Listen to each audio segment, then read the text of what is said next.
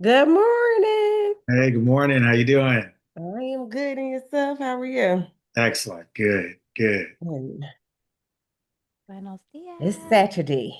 Saturday, we made it. We made it, Did and I it? got some good sleep last night. Whew, Yeah, man, that's all I be needing is a yeah, good night rest. yeah. Right.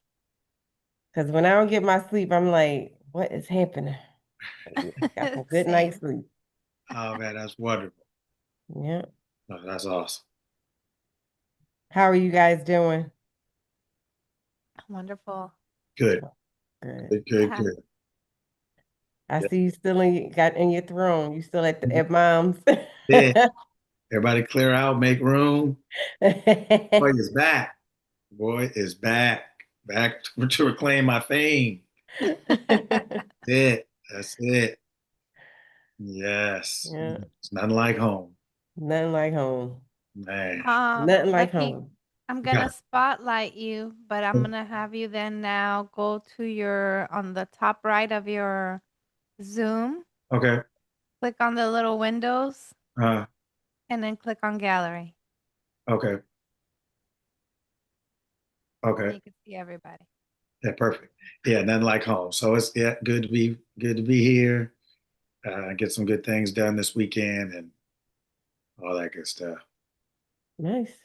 Nice. Yeah. Yeah.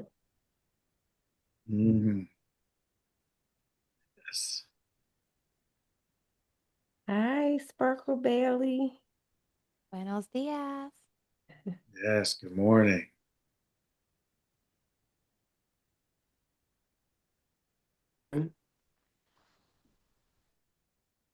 It's strange when you open the app and it's like it's in your face when you respectfully telling you what's wrong with you. Like it's very interesting. It's a little Did I lose y'all? Uh-oh. ye- Sorry. Let me turn this Wi-Fi on. My apologies. Is that better? Not really. No. We'll yeah. see. Yeah. Go for it. Okay. No, I was saying on Instagram. Can you hear me clearly? Yes. On Instagram, it's funny opening the app and then you're there. You're the first post and it's just like coach is there and he's politely telling you what's wrong with you, what's like your level of slowness. Like he's politely telling you, like you're slow. It's okay though. There's help for you, and it's just like on Instagram with that messaging. It's funny. It was funny. It's like coach popping up all over social media. This is dope. This whole process is dope. Just watching you expand around different social media platforms.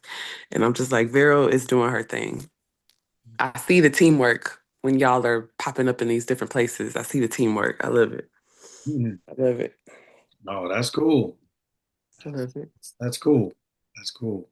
Glad that it's getting out there to help everybody remember who they are. Sure. Yes.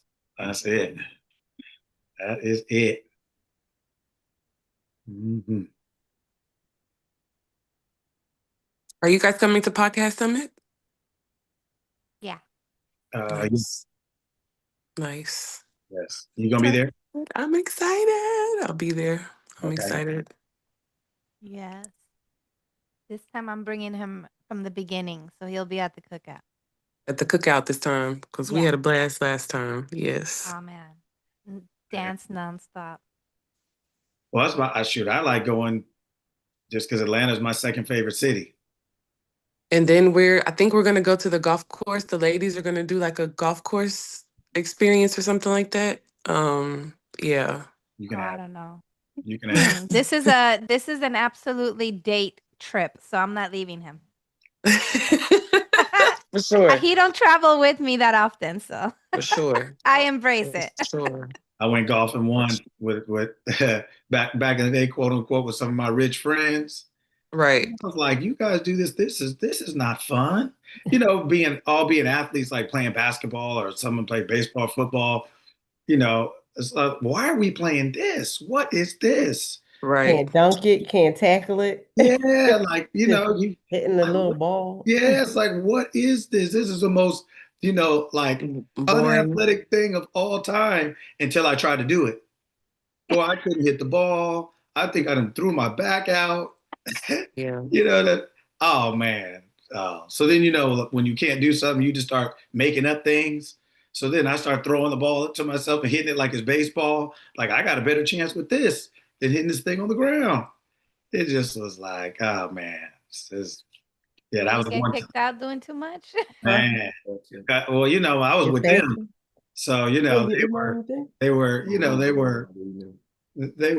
they were well known enough I guess to get cut some slack. I But had to add it. I was like, man, see me in the cart, catch I me in the gotta go cart. to Right. I'm That's out there on the cart hilarious. with it. Nah, that's not for you, boy.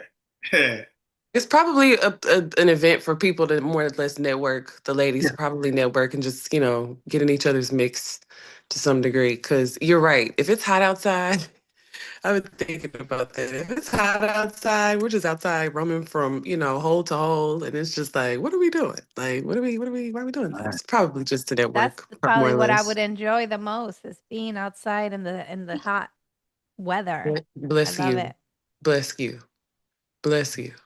Man, God bless you. yeah. Girl, please, because I don't know what she's talking about. But you see, y'all's heat is different from our heat. So, like humid heat, I don't know who would embrace that, but God bless everybody who would embrace that. Humid I heat, do. I love God it. bless I'm you. from the Caribbean, girl. You right. You got it. You right. You right. I got real humidity over there. Lord have mercy. You're right. Mhm. You're I can right. do all heats, dry heat, humidity. I love it. Bless you. Seriously.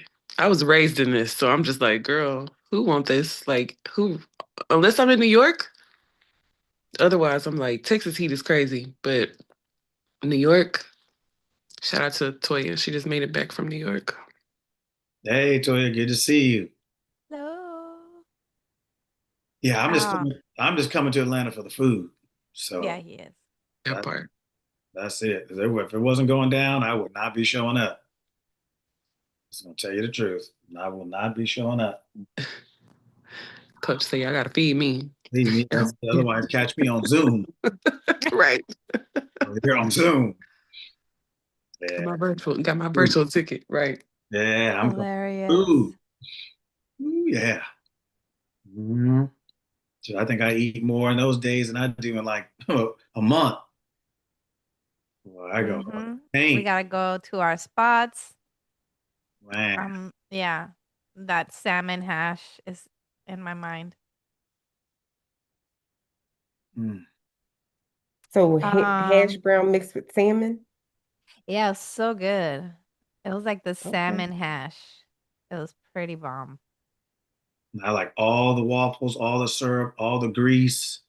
I like to see the grease dripping off the food. I like to go Are you hard. gonna be on you gonna be on food vacation Yeah. outside of And he don't your hardly strict eat. routine? He don't even hardly eat. Oh, man, I put butter on everything, butter on top of that butter, syrup on top of that, on top of the butter.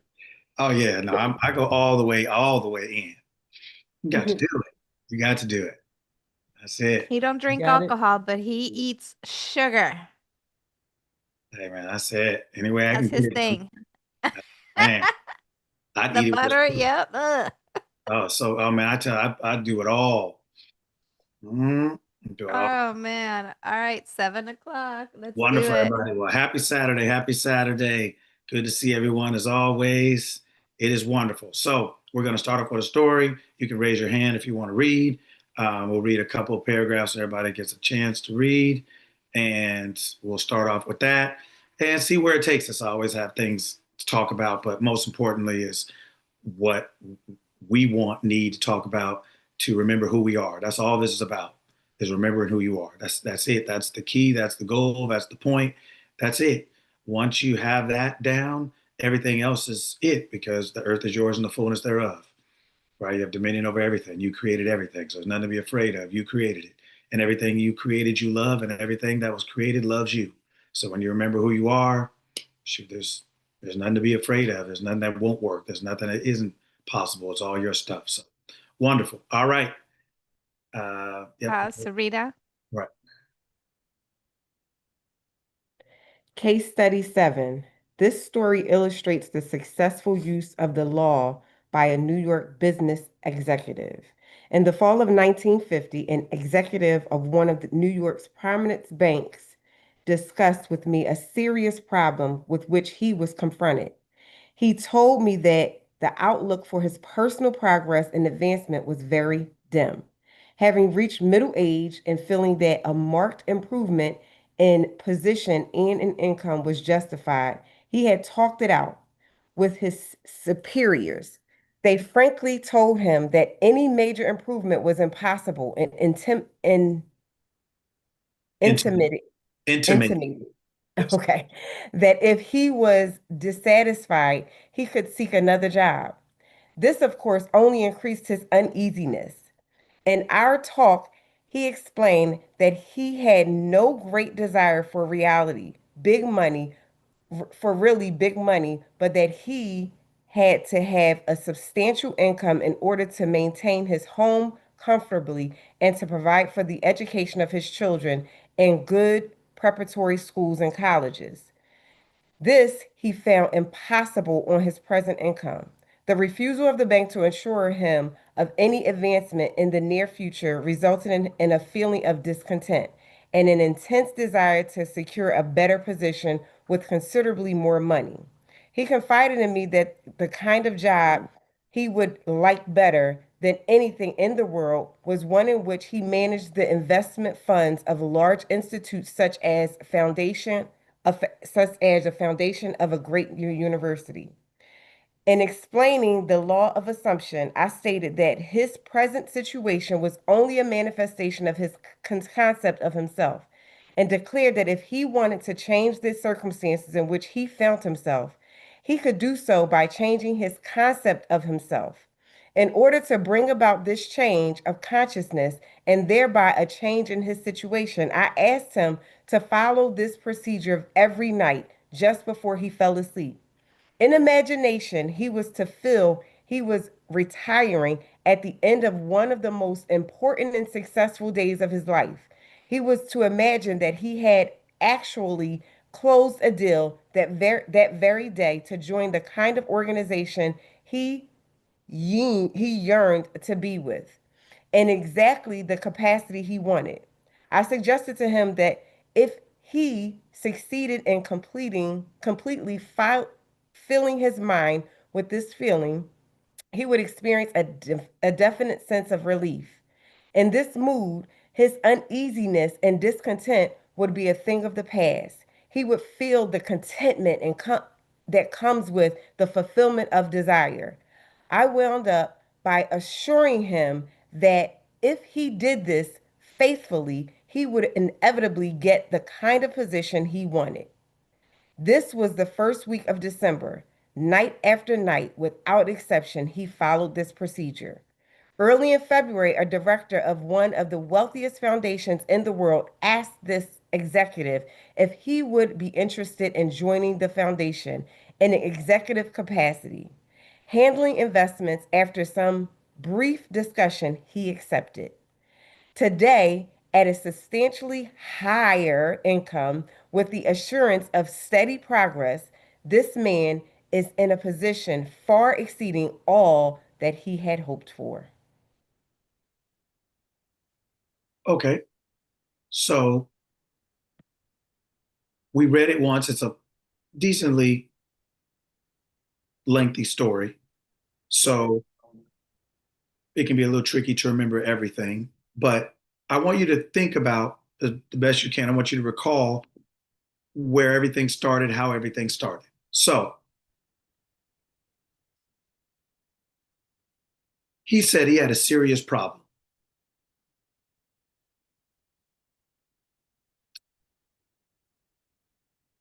What was the solution to his problem?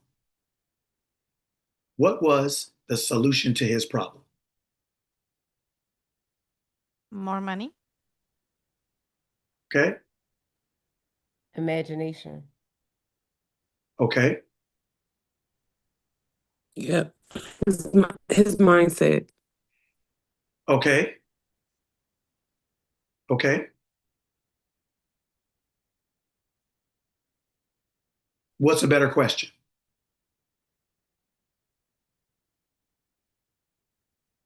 What did he desire? Okay. Who was he? Or who did he think he was? Yeah, who am I? Like, who is he? You know? Who is his solution? Who was the solution? Not what is the solution. Who Yeah. is a better question. Who?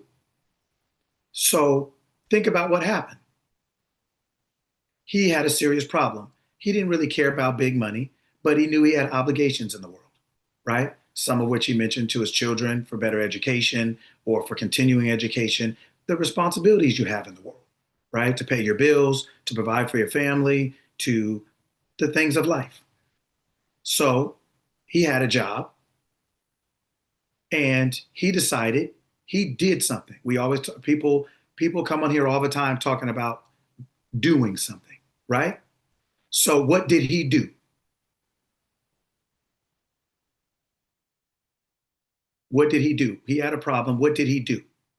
He went within, you imagine. Is that what he did? What did he do? He Not went to at the bank. He went to at the first. bank. Yeah, at first he went to the bank. First, mistake number one. Mistake number one. It doesn't mean don't go there. But what does the book say? Seek first. The kingdom. Why? You gotta go within first. Why? That's where the authority is. That's where the source is. So then why do we go to the bank first? Why do you go to your husband first? Why do you go to your wife first?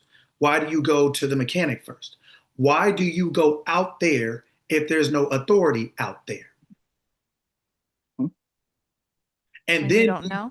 and then be mad when you get nothing back. It'd be like walking into your if it'd be like you it would be like you going home and you're on your way home and you know no one's home for whatever reason. Everybody's at school, everybody's at work. You just know for whatever reason no one's home. You walk into the house and start talking. Who are you talking to? Who do you expect to answer if it's not you? When you understand that the world has nothing to offer you except the reflection of you, you will stop talking to it first. Not stop talking to it, stop talking to it first. Because when he talked to them first, they said what? They said no. They said we can't help you. We can't help you. We won't help you. They intimated, meaning inferred, meaning they implied, meaning they said without saying, we ain't really got nothing for you. So if you really want to go somewhere else and look for that, you go ahead and do that. So what happens to us when we do that? What happens normally at that point? What happened to him? You lose hope. So now you're at a place feeling worried about your position, knowing that there is no better one that you can work your way into, even though people tell you to grind, work hard. What happens if you did that or if you've done that and you feel like you have a right to a raise and they tell you no? What do you do then? Are you going to grind them down? You're going to show up every day at their front door and say, hey, what about me? Well, what about now? How about today? You've already done the grinding. You've already worked as hard as you could to put yourself in a position to be able to ask. And they still told you no. So what happens then to most of us? We quit. We lose hope. We not necessarily quit literally, but sometimes literally, but most times figuratively. We mail it in. We lose hope. Right? So then people tell you, well, do something. Well, he did something. He worked to put himself there. They still told him no. So then what do you do then? Now you can say, okay, I go look for another job. But if the people who know you told you no, then another job is not a guarantee. They don't even know you. So the point is, so what is the point? What is the point? I'm saying all this to make a point. What is that point first? What is the point I'm attempting to make? Stop going Go with outside the source. go within first. Okay, Sarita, you muted. Stop going outside. Go inside. Talk to source first. Use I am. We are the source, and everything else is a resource that the source uses. And when we forget that, what happens? We get told no. Because who are you when you're asking? I am, or I am not. What's this Which called? one was he told he was? This English for? Which one was he told he was? Yes. He told he was not. He was told he was I am not. Like you don't qualify for this. Yeah. So what have I been telling you all for at least a year now? Whatever you say to yourself, whether it takes a minute or a year, what happens? Other people will tell it to you. They'll repeat it. It may take a month, a week, a year, but whatever you're believing yourself to be, not what you want, not what you like, not what you hope, not what you wish, who you are. That's why it says seek first, because it is changing who you are by choosing who you are. You can ask, it'd be like, let's just say you're unhoused, as they say today, or homeless. So that means you don't have a place to go to. So you're starting from that place. So you can't go to another home. That's not your home. You could want to go in, but that's not your home. You're starting from a place of unhoused or being homeless. So that's not yours. So you don't have a right to that. So someone can let you in, or someone can say, stay out. You're not in control of that because of who you are. Or in that case, who you aren't. You are unhoused. You are homeless. You're not a homeowner. So you don't have a natural, actual legal right to that thing. So when you want something and you are not the person who that naturally belongs to, in the world, you can do a lot of things. There's loopholes, there's there's squatters, there's a whole bunch of things, so to speak, to try to rig your way into something, skim your way into something, scam your way into something. But in consciousness, it doesn't work like that. Identity theft only works in humanity. And it only works for a little bit, but it works for a little bit. But it does show you that you can't be two things at once. You'd have to be who you are or the identity that you are occupying. But why do people do it? Because if I can be a different identity, I get access to a different life, even if it's only temporary. It's illustrating a law. It's illustrating you are using it perversely, but it still works for a certain amount of time because it's still capturing the essence of the truth, which is you don't get what you want, you get who you are, who you're being. Right? So that's number one. Number two, what saved him?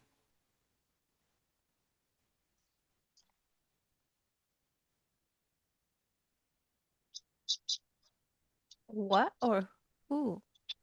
You tell me. I would say himself.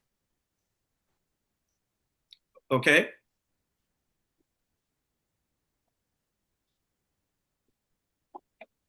His awareness of himself, his realization of himself. Okay. When they told him no, how did he feel? Slighted. Okay. So then what did he do after that?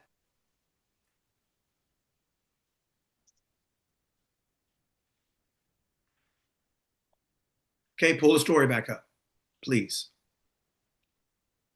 It's important that you guys see it. So, right? So he had a serious problem. He went and talked to them and they told him no. Okay, go down, please. A little further. All right. Okay, so now, at the end right there, it's perfect. It says, this, of course, only increases uneasiness. So they said he could seek another job. If you don't like it, get out. If you don't like it, go find something else. What do you do with that? Right? So then it says, in our talk, he explained. Who is he talking to?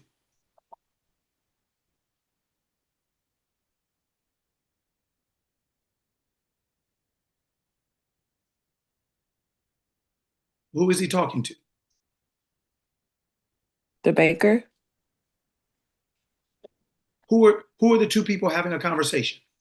Neville and him. Okay. So you have the banker and the other person. Who does the other person represent?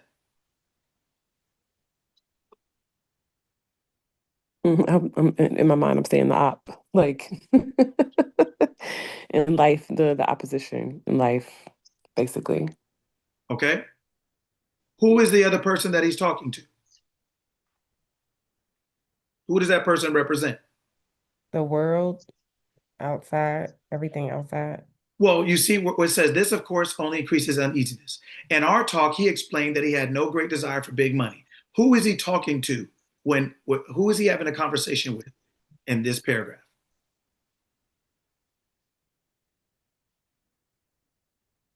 And with Neville. Okay. Who does Neville represent? What does he represent? Mm. When you're talking to yourself, there's more transparency when you're just having a conversation with you. So maybe Awareness. he's talking to, like maybe he's talking to himself. Okay. And in a conversation with Neville, he's just talking to him. He's like becoming aware while he's having this conversation. I'm honestly, that's a good question, Coach, because I'm honestly I know. really not sure. I know. I know. That's what I'm asking, because this is how we learn. This is how we keep Tuesday Saturday. This is how you get off on Tuesday when you're by yourself, right? When we're by ourselves and we all go our separate ways, so to speak. So who is he talking to? Who is he talking to? Who is this person? Consciousness. Awareness. Who is that? Which one of those is that? That's I am. That's Neville. Right. See, the banker is talking as I am not. I don't know who I am. Mm. I'm the one they told that if I'm dissatisfied, I can seek another job. This, of course, only increases uneasiness. He was already uneasy. See, he was already I am not before he asked. They only told him no. He just didn't realize he was I am not until they told him no. Your world is not doing anything to you. It's just reflecting back who you are. But most often we don't know who we are. So we don't understand why the world is what it is. So this, of course, only increases uneasiness. He was already uneasy. He was already something. So he went to them as I am not, as I'm the person who would like something but doesn't feel like I have it or I am it. So I'm going to ask you, can I be it? And when they tell you no, then we talked about, if they tell you no and you believed it and it's over for you, then, and you say, okay, well, maybe I can't be. What word is that?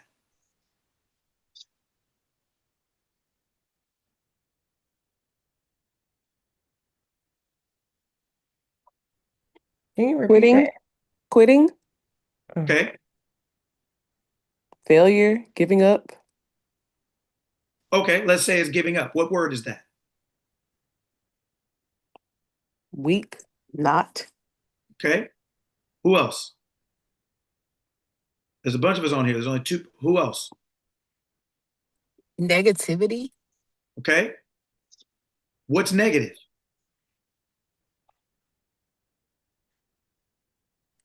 The not.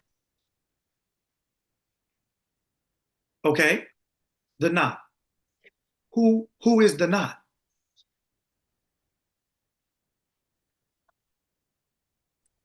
I am. Yeah. Okay. And who decided that? I did. That's who I assumed myself to be when I said I can't. So then how did your uneasiness increase? I forgot who I was. Made it real. It was already real. That's the problem. We think somebody else it's already real. The word is idolatry. You basically said because they told you no, it's over. Who are they? And who are you? And if we love this fabulous bumper sticker of I create my own reality, do you or not? Do you until somebody else tells you you don't? Are you I am until they tell you you are not? That's idolatry. You are giving your power away. You're saying that someone has power over you to stop you from being, doing, or having whatever it is you choose in life. But that's only true if you don't know you. And if you don't know you, you don't know where to look. So I said at the very beginning, I said, seek first. I didn't say don't ask any other people. I didn't say don't talk to anyone. I said seek first. But seeking first for us means seeking first after we ask somebody else first. Like, well, I'm gonna ask them first, and then first thing is always out. It's never in. But people who knew how to think tell you to go in first. This is a book of psychology. Every story in here is talking about you, and it's talking about how your consciousness works, how consciousness works. So it's using physical stories so that you get an understanding of how your consciousness works. You're like, oh, why did he do that? Why didn't he just, well, you get a chance to see how you think. The stories are getting you to think, see how you think, what your consciousness, how it works. So Neville, the person he was talking to, having that conversation with, basically represented his I am awareness. His I am awareness says, wait a minute, right? Go back to the story, please. I want you to see it. I want you to see how this works. So he said, in our talk, he explained he's going all off into what he wants. Then he said, this he found impossible on his present income. So he is I am not. The refusal of the bank to assure him of any advancement in the near future resulted in a feeling of discontent and intense desire to secure a better position with considerable more money. So the refusal of the bank, right, to assure him of any advancement. So who is he looking to advance him? The bank. The bank, Who is that? the outside world. They say, seek first the kingdom of God and his righteousness. Where's that? Within. So where's the bank? External. Outside. So Without what do you think you're going to get? Dang. nada. You are going to get whatever you can get from whomever you ask.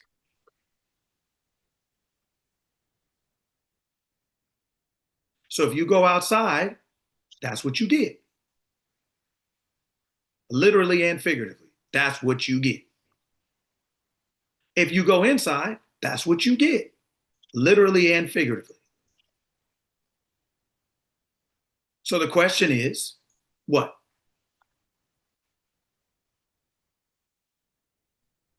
Why are we going outside? The question is, what? Who are you being? The question is, what? How are we talking to ourselves? The question is, what? Who am I? The question is, what?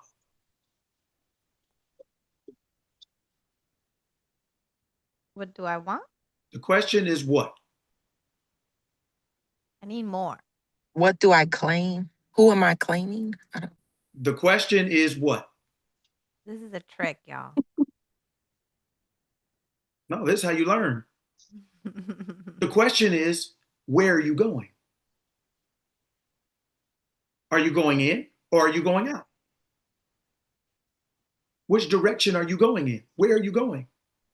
See, people, you know, as for most of you who know me long enough, you know, I don't have no problem with that. I don't have no problem with the smoke. I don't have no problem in your face. I don't have no problem with yelling and being loud. But the reason I don't do it 99% of the time is because that's all we get. We either get nothing or we get a whole bunch of excitement, a whole bunch of yelling, screaming, running up and down, sweating, passing out, resurrecting, moonwalking, and everything else.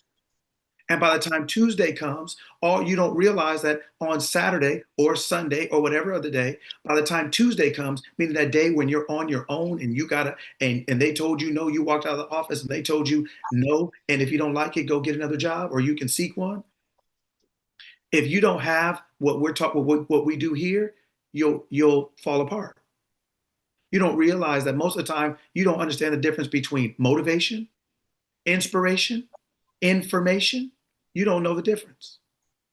So most of us are either giving no information, nothing at all, or we're giving motivation, meaning just excitement. So they got you hyped up and pumped up and ready to go. When you walk out, when you're out here, when you close this thing and walk away, you're feeling like $1,000,000. By Tuesday, you are out of gas on a flat tire with no AAA card, and you're on the side of the road and it's raining. Because you haven't been given any information. That's why I make you participate. That's why I make you talk over and answer questions. That's why I make things vague, because I want you to start thinking. Because we come to all these places and we want people to just tell us what to think. I don't tell you what to think. I tell you how to think. I make you process the information and say, okay, well, what does that mean? Ask yourself 1,000 different questions. What does that mean? He said what, but maybe it's actually who. Because these are the things that you have to be able to do if you want to live the life that you should be living, where you are actually the creator of your reality, the selector of your physical experiences, so that the world will start making more sense to you. Because it's nothing but you in physical reflection, right? So that is why I don't fly off the handle and hope a lot of times, because a lot of times we're not taught. We're not given information. We're not taught. We're not taught how to think, how to use this apparatus that we have, our consciousness. We've just been doing it since birth. We've been doing it since before we came in. That's why we read to babies in utero, right? That's why we talk to them, right? Things like that while they're still in the womb, because they're already conscious. So we've been doing this. We just haven't been taught how to do it on purpose for our benefit. We've been taught how to do it on purpose to our detriment. That's why we complain more than we confess, right? That is why we pout more than we prosper. That's why, because we've been taught how to use this improperly, not to our benefit, to our detriment. And because we don't know who we are, we think that it's okay to just say certain things. And we're not talking about semantics, and we're not talking about being afraid of words. We're just talking about being wise, realizing how to use these things. You don't have to be afraid of a knife unless you're too immature to understand how it works. That's why we don't give them to babies. We don't have to be afraid of our words, but unless we're too immature to understand how it works. So when people say last week, oh, all we're doing is talking, death and life are in the power of the tongue. Only when you don't know who you are would you say something like that. Right? So the reason we walk through this step by step by step, because I want you to see where we miss it, where we forget who we are. That was idolatry. You wake up and you say, hey, I want a raise for my family, for myself. I want a new house. I want a new car. And you go to talk to someone else about it. It could be your husband, your wife, it could be whomever. It doesn't matter who it is. This is something that you wanted within yourself. So you wake up with a bright idea, feel pumped, feel happy, feel excited. Hey, babe, I think I want a new car. And he or she says, well, so-and-so is going to college. We can't afford that. Or so-and-so is this, or so-and-so, well, we have to pay the mortgage, right? Or we have to. What do you think happens to that dream or that desire? It dissipates. It what? It dissipates. It begins to. What? It begins to. What? I know what that word means. Oh, okay. What? It dies. It don't dissipate. It's dead. It's stabbed. Dead. Shot. It don't dissipate. It don't slow. No. It's dead. Gone. It dies. And how do you know? How do you feel? What do you do after that? You start coping. Well, you either argue because you feel bad. Well, why not? Or you feel sad. You quit. You walk away. You start coping like, well, maybe next month or whatever else it is. Hold on. I'll get to you in a minute. I got to finish this first. Right? So, because we have to understand something. I am is who?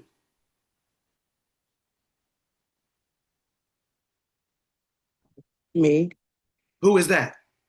consciousness, Who is that? God, Everything. Okay, right? And what's another one? Source, right? The source. How many sources are there? one. So One. you want something and somebody tells you no, then what? What do you do? Go within. Roll Supposed to your go to eyes. source. Keep it moving. Is that what you do? Most people just leave it there and quit Yeah. there. Yes. Is that what you do? Is that what you do? No, I Okay. text Coach Lucky. I need help. Right? It's what do you do? Well, we learn here what you do is okay, I ask somebody. There's nothing wrong with asking your boss for a job or for a raise or for a promotion. There's nothing wrong with that. I'm not saying that. I'm saying that what you want doesn't have to be what they want. And that since you are the source, you can have anything you want. And your desire is only the trigger to get you to identify yourself as it, with it. But since you don't know who you are, you think that when someone else doesn't agree, that it's over. So then who are you really? Then who is your God in that moment? Who is it? Who is your source in that moment? It's gone. Who is it? The person There that is told you, the person that told you no. Right. So just respect that. Just understand that. Let's tell the truth on here. We'll never be free if we're lying. Just understand that. There's nothing wrong with asking somebody for something. There's nothing wrong with that's we're not an island unto ourselves. That's not what I'm saying. What I'm saying, asking someone for something versus praying to that person for something is something else. Those are different things. And we have conflated the two. We've made them synonymous. We actually think they're the same thing. We treat them net effect like they're the same thing. I asked my husband for a new car and he said no. Girl, I can't stand him. Oh my God. I can't ever get nothing. Is that how the source speaks? I'm sorry? Damn, it's Not quiet. this one. Not this source. No. Oh, that's so nice. Oh, that's so nice. I'm gonna get some It's a contact. setup. Oh, I'm gonna get some contact information. I'm gonna start reaching out to people on Tuesday. Hey, source, all caps. How's it going? How's it hanging? What's going on? Boy, and I'm gonna have the recorder on. I'm telling you already. I'm gonna have the tape recorder on. I'm gonna call, FaceTime you. I'm gonna get you in real time on Tuesday. Yeah, when all this excitement of Saturday has dwindled, has dissipated. Hmm. Yeah, Stop. yeah, yeah. Right. That is idolatry. See, we don't know what those words mean. That is idolatry. It means you have now attached or attributed the power that is yours to someone else to rule over you with. Oh, you think because they don't have a robe on or some little fish hat on, like the priest, like the Pope? You think because it's not bishop so and so or pastor so and so that you're not treating it like it's that? That is the net effect. That is how you're treating this thing. That's how you're treating this person. You're giving your power away and then think you're powerless. So in that story, what saved him? Well, what was who? Who in that case was Neville. Neville meaning representing, personifying someone who knows how to think. Your I amness knows how to think. But you don't go to it, you go to the bank. And when the bank tells you no, you put your I amness on hold. Your I amness is trying to give you the answer. You're like, well, hold on, I'm talking to somebody. Hold on, I'm talking to somebody. And your I amness, your awareness, your Christ mind in you, the hope of glory, the power and wisdom of your awareness in you is trying to tell you how to get off, but you talking to people about to tell you to get out. You're talking to the wrong people. You're praying to the wrong people. You're looking in the wrong direction. You're going the wrong way. Your desire is just a trigger to get you to identify with it. It's already proof that it's true. I use the kind of the it's like a movie trailer. It's just telling you this thing already exists. And it's just saying, hey, you don't have to see it, but I'm offering it to you. Would you like to see this movie? Nobody makes a movie trailer for a movie that doesn't exist. How do you have a desire for something that's not real or not true? Just because you're not experiencing it, just because you haven't seen the movie doesn't mean the movie doesn't exist. You just haven't seen it. Your desire is like a movie trailer. It's there to get you to say, it's offering, hey, this is ready for you. Do you want to have this experience? Do you want to see this movie? But when we attach our outcome to the outside world, you've already gone the wrong way.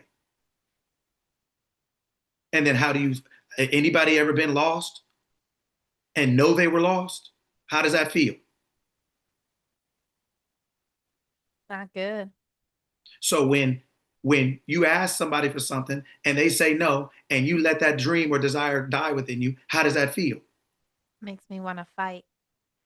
Why are you fighting if you lost? Mm. You the only one lost. Who you gonna fight? You the only one lost. They got a job. They got a job. They have upward mobility. They're just telling you you don't. They don't have a problem. So they're not even there for you to fight. You lost by yourself. You're in the wilderness wandering yourself. You out there shadow boxing. Now you can work up a sweat if you want to, but you haven't hit anybody. You haven't knocked anybody out. You're just working yourself up into a sweat, ranting and raving, stressing and anxious and worried, right? These are why these things happen. I'm walking you through because I want you to see how these things happen, that they're not inevitable, that we're not victims, that we just are going the wrong way. But that's why I take the time, the painstaking time. I could get on here and just rant and rave, or I could just get on here and speak for 2 hours, not let you say anything, and then maybe get one question and then log off. That's what most of the seminars we go to are. That's what most of the church services are of any kind, that's what we get in there, sit down, be quiet like we all are right now, let somebody rant and rave and prostrate themselves and everything else. We let everybody do all that for 2 hours, and then we walk in and be like, boy, that was sure good. Who want to eat? Buffet, Red Lobster, Ruth's Chris. We thinking more about the buffet. Can't wait. Boy, that's sure good. That sermon was sure good today. But Tuesday coming, what do you have? You don't have any information. You were motivated, you were excited, but you didn't get any information. That's why we painstakingly walk through it so that you can see yourself. You can say, oh, that's where I missed it. That's why I did that. It's not personal. We all do it. We've all done it. I want us to see how we do it, why we do it, and what to do instead. Because that's what's going to save you on Tuesday. Me ranting and raving, screaming and yelling for 2 hours, we go anywhere for that. And I don't have no problem doing it. I lose 1.5 pounds per class. I don't have no problem doing it. But I want us to know on Tuesday, I want you to know how to get that new car. I want you to know how to get that job. I want you to know that you are the answer. You are the way. You are the truth. You are the life. Nobody's telling us that. They're saying the bank is, the boss is, my husband is, my wife is, my kids are, everything else is but you. Right? Okay. Go back to pull it back up, please. So went to the bank, wrong way, right? Your awareness tells you something else. So it goes down. He said, he confided in me. So now he's basically confiding in me. He's talking to a human person, but this human person is personifying. I want you to see how you should talk to your awareness. He's saying he confided in me. You talk to your awareness. You talk to your I amness. I would like better than anything in the world, right, to manage investment funds of a large institution. This is what I want. This is what I want to be or do or have. What does it say? Whatever you desire when you pray, believe you have received it and you will. It's always you, singular. It never mentions anything outside of anyone else or anything else. So now your awareness comes back to you and says, look, and explaining this law and explaining how to assume yourself to be something, meaning to believe something to be true without proof. That's what an assumption is, to believe something to be true without proof. So your awareness stated that his present situation, your awareness is telling you that this thing happened to you because of the concept of yourself. Your present situation is only a manifestation of the concept of yourself. Your awareness didn't blame the bank. Your awareness didn't go outside. Your awareness talked to you. So you know how your kids do something that they shouldn't do, and they're out there with their friends, and you told them don't do that, and you say, well, why do you do that? And they said, well, my friend. Doesn't that set you off even almost more than what they did? The fact that they said their friend. What did it say? Your awareness stated that your present situation is only a manifestation of the concept of yourself. Every situation you're in is only a physical representation of your concept of yourself. And your awareness will tell you that if you want to change the circumstances, if you want to change the physical things that are going on in your world, you can only do so by changing the concept of yourself. See what I say last week when I was speaking? I told someone, you're not hungry enough because you want to tell me about everything except yourself. But when I say that, people will think hunger meaning motivation, hunger meaning you got to grind and stay up all night, hunger meaning you got to do this and do that and all the other stuff. No, you're not hungry enough to change the concept of yourself. You're not hungry enough to say, you know what? I want what I want and I am what I want, and I will not let that go until that becomes physical in my world. I will not let that go. I will not change that. I will not forget that. I will not. That's hunger. When you walk in and ask for a raise and they tell you no, and you walk out and say, so what? I still am what I said I am. I still make whatever I would have made on that with that raise. I still am that. That's hunger. That's what I mean by you're not hungry enough. You're not hungry enough to see yourself, to assume yourself to be something without proof first. You got to have proof first. Somebody's got to rub your back first. Somebody's going to rub your feet first. Somebody's got to tell you you're smart and you're brave and you're courageous. You want somebody else to tell you something that you're unwilling to tell yourself. But you're mad if they don't tell you. You're mad if they don't compliment you, but you won't tell yourself that. That's what I mean by hungry. That's what I mean by hungry. I'm not talking about do something more physically. I'm talking about locking in on who you're telling yourself you are. Because physicality doesn't create anything. It only expresses who you're being. All the physical world is just a reflection of you. Every action you take is only an expression of your identity. It doesn't create it. It doesn't change anything or fix anything. Hey girl, I want to raise. Really? Well, why don't you go in and ask your boss? Okay, I asked. He said no. Your friend's like, well, girl, I don't know what to tell you. So you did something. What does that mean now?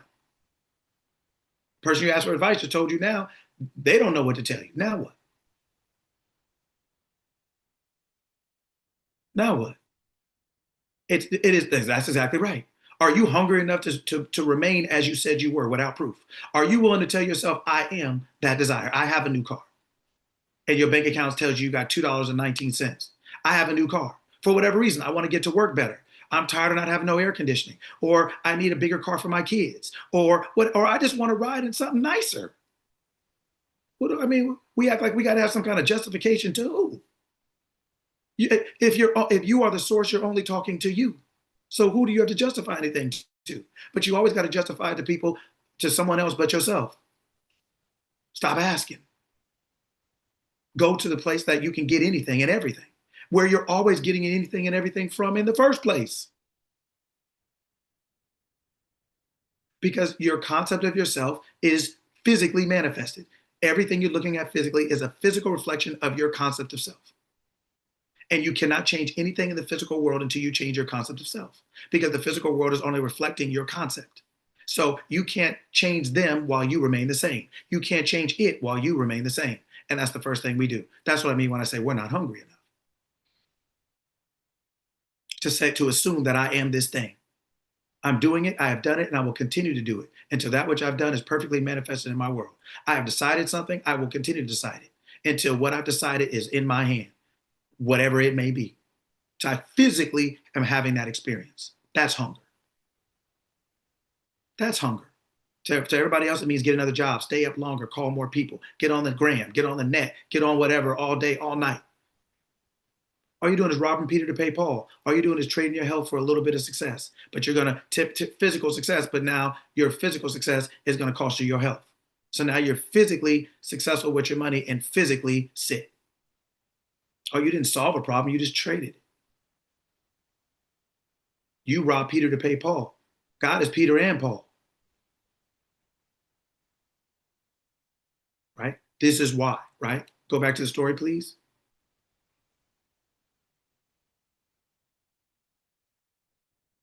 Okay, so your awareness is saying, do this. It's saying, okay, in order to bring a change, or in order to bring a change of consciousness, right? In order to bring about this change of consciousness, he's saying, I'm asking him to follow this procedure. So this is just a technique. It's just something that your I amness is telling you to do. Every one of us are different, right? So your awareness is saying, okay, for you, this is what it's going to take for you to see yourself as the person who has what they want. So in imagination, your imagination is your I am awareness. It's your Christ mind. It's your consciousness in action. It's the word made flesh. That is your imagination. It is your Christ mind. It is your I amness. It is your word made flesh. It is your consciousness in action. Right? It was to feel that at the end of the day, feel means to become aware of. It's not emotion. It means to become aware of. To feel, to become aware of something, of being something. That what? That you're retiring at at the end of one of the most important and successful days of your life. To imagine, right? To start seeing yourself that you've actually closed a deal that very day to join the kind of organization you yearn to be with in exactly the capacity he wanted, that you want. To see yourself as that thing. Right? Just meaning feeling yourself, to start telling yourself, to start assuming yourself, to start identifying yourself as your desire, whatever it is, as it, not going to be it, not working toward it, not trying to get a plan to make it. What did it say? To feel that he's retiring at the end, to imagine that he actually closed. So your awareness is telling you to think as the end. It's not telling you to come up with a plan, but that's what you insist on. Your humanity will get you to insist on a plan. Just like your humanity got you insistent upon asking them for a raise and then got you feeling bad when you didn't get it. Your uneasiness increased. Your awareness tells you to assume you are that thing, to see yourself as the end of that thing, not chasing that thing, not trying to be that thing, not working for that thing, not trying to earn that thing, not creating a plan, not creating action steps. That's all coming from your brain, but your brain is limited. If your brain already knew, you would have already done all these things. Yes, like we said yesterday, the devil's in the details, God is not. God is not in the mud and the swamp in the middle. God is the Alpha and the Omega, the beginning, the end, the first and the last, the author and the finisher. I said it is. All the middle stuff, you can play around with that if you want, but that's all you're doing, is playing around. To see yourself in exactly the capacity you want. I suggested to him that if he succeeded in completely filling his mind with this feeling, your awareness saying, if you completely fill your mind with the awareness of being something, that's what techniques do. Affirmations, scripting, imagining, talking to yourself. You're filling your mind with the awareness. It's almost like dating someone. You become more familiar with them. They are who they are. But the more you encounter them, the better you get to know them. Every person in your life at one time was a stranger. Just about a stranger. You met them for the first time at some point. That person that you love, that you've been married to, your kids, all those different things were strangers at that point, meaning you met them for the first time. You realized you were pregnant for the first time. You realized you were going to be a father for the first time. You realized that was your mother for the first time. Everybody was a stranger at first. So it's your daily interaction. The more you interact with them, the closer to that person you are. The more familiar with them that you are. That's what it's saying. If you successfully fill your mind with this feeling, the awareness of you and it together, you and it together. If you do that, you'll experience a definite sense of relief. Why? Because you're experiencing your outcome. Because you are living in the end. You're not in the middle. Oh, well, I want something, but how am I going to get it? Where's my plan? What are my action steps? Tell me what I have to do. I'm telling you what you have to do, but you're not hungry enough. You're not hungry enough to just do it. I am that thing. No, you'd rather try to make up a plan. You'd rather try to make some action steps. You can do all that if you want to.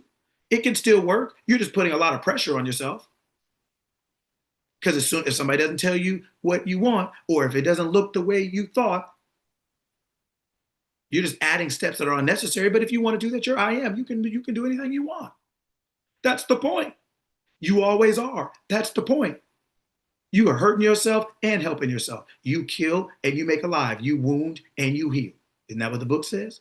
I am the Lord God and I do all these things. If you will completely fill your mind, you will literally start to emotionally, you'll start to feel different. What did it say? You'll get a definite sense of relief. In this mood, when you start to occupy this state of mind, this consciousness, your uneasiness and discontent will be a thing of the past. Go down a little bit, please. Right there, perfect. So it's telling you how to change. It's telling you how to do what it is you want to do. I am this. I don't want to be this anymore. I want to be that. This is the hunger I spoke of last week. Are you hungry enough to call yourself something that you can't physically see, to assume yourself to be that? But we assume all the time. We assume every day. But when it's for our good or on purpose, now all of a sudden it's manifesting. Now all of a sudden it's positive thinking. By a show of hands, who is going to be, no matter what you're doing, who is going to be doing something, it doesn't matter what you're doing. By a show of hands, who is going to be doing something later on today? Doesn't matter what you're doing, cooking, eating, bathing, playing with your kids, doing whatever else. By a show of hands, who's going to be doing something later on? All of you are dead ass lying. Yeah, no, I say it. Yeah, I'm not really a cursor, but I say it to make a point. Really? Okay, so let's see. Okay, where are the hands at? Hands up. Where are they? Where are the hands at? All right, where are the hands at? No, keep them up. No, don't hide them now because you had them up. No, where the hands at? It's a setup. Oh, yeah, you fell for it. Yeah, all right, so let's see here. Marco, if you can talk, come on down. You're the next contestant on You Lying. I'm lying, brother. Yes, sir. Watch this. So you're going to be doing something later on today, right? Right. All right. Prove that. Prove it. Yes, sir.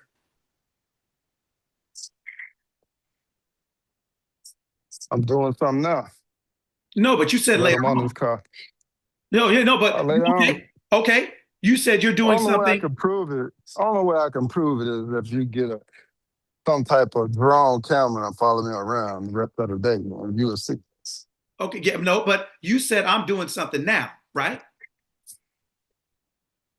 So all you can prove is now. Can you prove to me you're going to be doing something later on? How can you prove it? I want proof like the court. When you go to court, proof.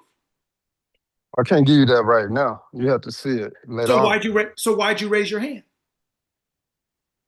Because I know I'm gonna be doing something later on, so it's like I'm just. How do you know? How do you know? How do I know? Yes. It's already pre-planned. By who? Now, by me. But it's you pre-planned by me, but the course could change. You absolutely right. The course could change. How do you know you're gonna be alive later on today? I'm planning on it. Yeah, but that's a plan is what? Don't plans change? Exactly, yeah. That's what I said. You absolutely right. It could change. So then we don't know. You exactly. don't know. Yes, but you are assuming, right? I'm assuming. Correct. It's something. Yes. Correct. So when this thing that we're reading says assume, it's saying do what you're doing. You don't know, but you're assuming so much you're taking it as I know. And that's good enough. We do it every day. We do it all the time. So I'm saying that to make a point. We do it all the time. But when we talk about it on here, we call that manifesting. We call that positive thinking. We call that you're just trying to, but what steps are you going to do to make that happen? Well, we do this all the time. Why is it different? Why is what you're assuming to be true later different than why can't you assume that you have a brand new car? Why can't you assume that, right? Why can't we do those things the same way? We don't have a proof over any of it. We just get used to having certain beliefs. So we call them, we say we know, or we're willing to accept it as true, even though we have no proof, we can't prove it. So my point is, we do this all the time. We're just used to doing it in certain areas, but in other areas, we act like it's different. My point to you is not. You can't, none of us on here can prove we're going to be doing anything at 6 o'clock tonight, this evening. None of us can prove that. But we believe it so much that there's no doubt in our mind. So sometimes it's not that we can prove something that makes us feel good. It's the absence of doubt. It's the absence of, there's no way this isn't happening. There's nothing in me that tells me this isn't true. That's the same thing. 2 plus 3 is 5. 3 plus 2 is 5. It's the same thing. We believe things without any proof. We do it every day, all the time. All of us raised our hand. Yet none of us can prove anything that we just raised our hand about. We do it all the time. So when it says assume, right? When it says assume, it's saying do the same thing that Marco just did. Do the same thing that all of us did when we raised our hand. I just know. I've just made a decision. There's nothing, this is just what's going to happen. I'm going out with my friends. Whatever you raised your hand about, that is assumption. And I'm telling you that you can do the same thing in any area of your life. You can assume something else. You can assume something better. You can assume something good. You can assume something different. Without proof first, we do it every time, all the time, every day. So this is not positive thinking. This isn't something to make you feel better. This isn't something like, oh, well, I'm just trying to know. You do it every day. You do it all the time. And I'm saying literally what Marco just did, what all of us just did is what your I am awareness is telling the person in this article to do. Assume from the end. You're assuming the end. You're assuming that 6 o'clock is at some point this evening, you're going to be doing something. You're assuming the end. Anybody have an action plan, an action step on how you're going to make it to 6 o'clock? Are you not going to cross the street? Are you going to make sure you have an action step plan on how you're going to, you could die. It doesn't matter what you did. You could die in the house, die in the bed, slip in the shower. You could do, how are you going to actually make sure you make it to 6 o'clock?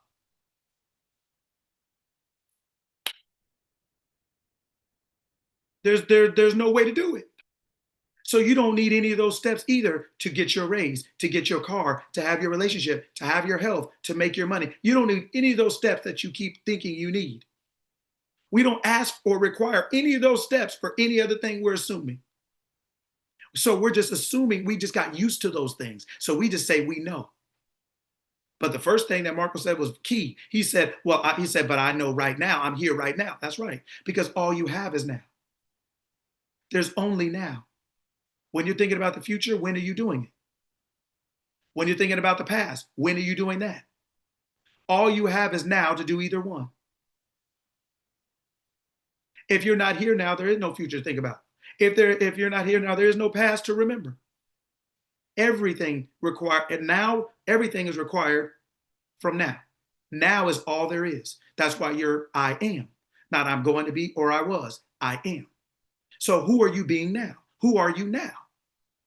Look outside. Look at your arms. Look at your body. That's your answer. That's who you're being. And more importantly, that's who you've been. Your body is a manifestation. Everything in your kitchen cabinet is a manifestation. Everything is a manifestation. Everything you see in the physical world first started as a thought. Everything. No exemptions, no exceptions. Everything. So why do we make exemptions and exceptions on what we can have or be or do? Why do we do that? Because we've been trained to do that. So we've been trained to look out. So that's why we feel powerless. That's why we feel like, well, if the boss says no, if she says no, if he says no, or we start arguing with them because we feel like we have to make them acquiesce in order for us to get what we want. But you are now what you've always been, which is the creator. I am said, let there be light. I am said, let there be Marco. I am created them both. And so I am gave itself free will in human form so that it could have a physical experience named Marco. And so Marco gets to say, I am or I am not. I do. Marco gets to use the power. It's free will. You can have, be, do anything. All it takes is your assumption, meaning all it takes is you willing to tell yourself, this is the way it is right now. Without proof, just like you said, I'm going to be doing something later on today. We're not making it up. This isn't a miracle. It just seems like it because we're not accustomed to it. A person seems like a stranger because you're not used to interacting with them. But give yourself a couple of weeks with them and they'll feel familiar. It's not that they're different. You just are more accustomed to them. You're more familiar with them. What we're doing here just feels unfamiliar, but it's not different. It's the same thing you're doing every day, all the time. Go back to the story, please. So it's saying fill yourself up. Be just like you said, I'm doing something. Right? So I wound up assuring him that if he did this faithfully, he would inevitably. Your faithfulness is inevitable, meaning what it produces is inevitable. What you tell yourself is true is inevitable. You are declaring and decreeing the end from the beginning. According to your faith, be it unto you. According to your faith, it is inevitable. Whatever you are telling yourself and sticking to without proof before you see it. That he would inevitably get the kind of position he wanted, the position he wanted, not the one they wanted to give it to him, not the one they let him have. He would get the position he wanted. This was the first week of December. Night after night, without exception, he followed this procedure. What is that an example of?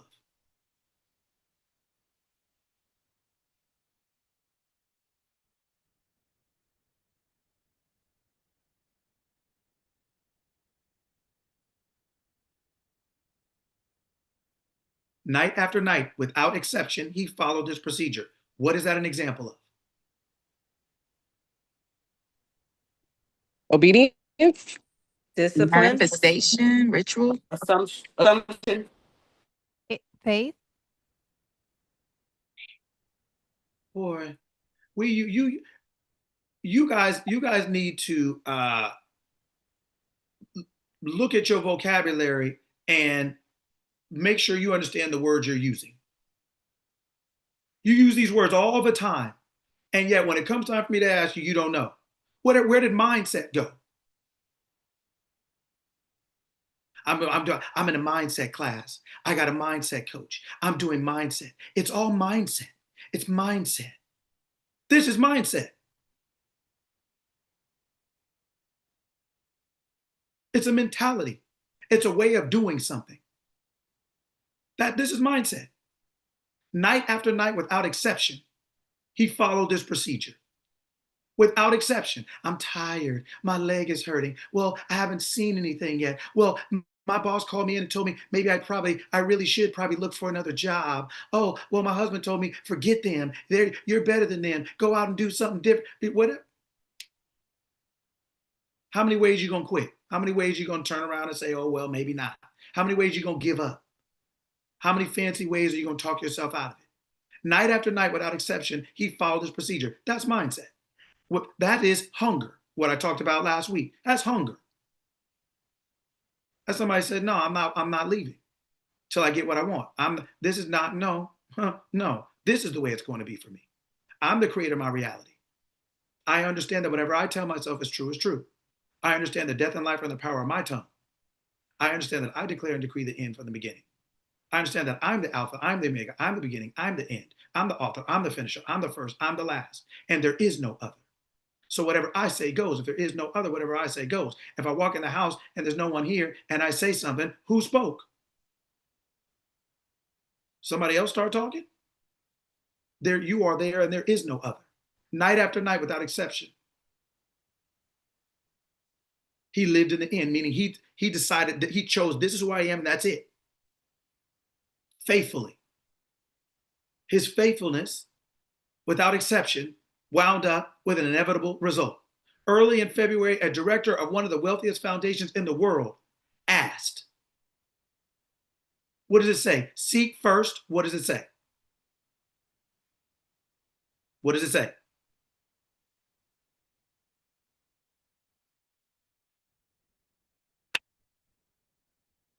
What does the book say? Seek first. The What? kingdom, the kingdom Okay.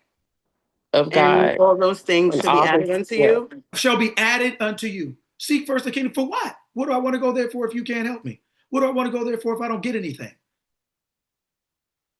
I'm showing you if you go the right place, it's inevitable. Because it says what? It'll be added unto you. In early February, director of one of the wealthiest foundations in the world asked this executive, isn't that added? Didn't the director come to him? Hello? Yes. Yes, he came to him. Yes. Yes. Did he take some steps? No. Did he have an action plan? Nope. Did he quit? Did he run away? So what happened? When you're faithful, it's inevitable. Whatever you're faithful to is inevitable. You're good or you're bad. You're right or you're wrong. You're up or you're down. Whatever you're faithful, whatever you keep telling yourself, whatever you fill your mind with faithfully, it's inevitable to become physical experience. Because that's what you're telling your consciousness you are. That's how you're identifying yourself. It doesn't take words to do that. You know your name. You don't have to say it 100 times. You know your name. Just like Marco said, I know what I'm doing. I know this is going to happen. It didn't take words for him to know that. He just expressed to me what he knew, but he knew it whether he said it or not. You know yourself to be certain things whether you say it or not. And you think you can hide by just saying something else for a minute. But if you're unwilling to embody that thing, if you're unwilling to actually start identifying yourself as that, those words are not going to help you.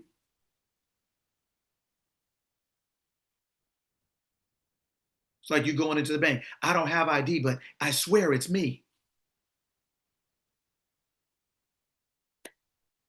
Not going to work. All these things were added. The executive came to him and asked, please pull it back up.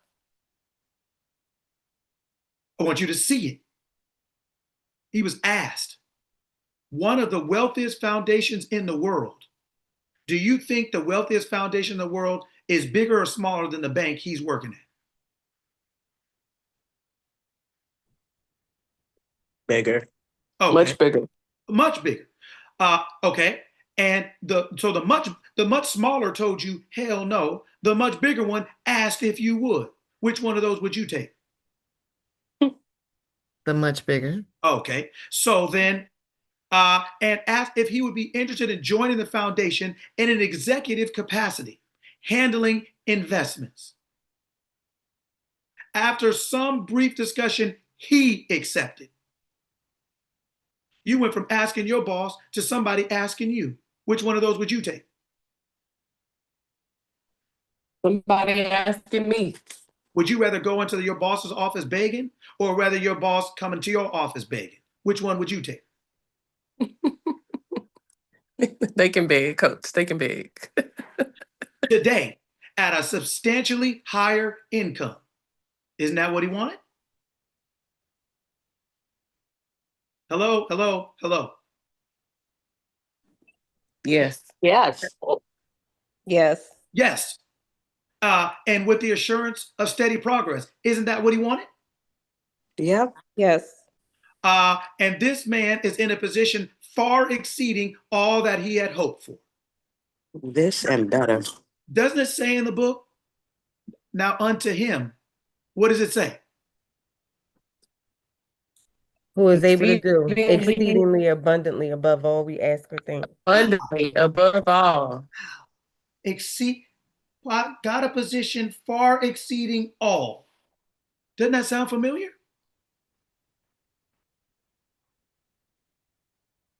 So which way are you going? Do you not see clearly now what happens when you go out first? Do you not clearly see what would have happened easier, better, faster, without all the drama and the stress and the worry, anxiety, if he just would have went in first?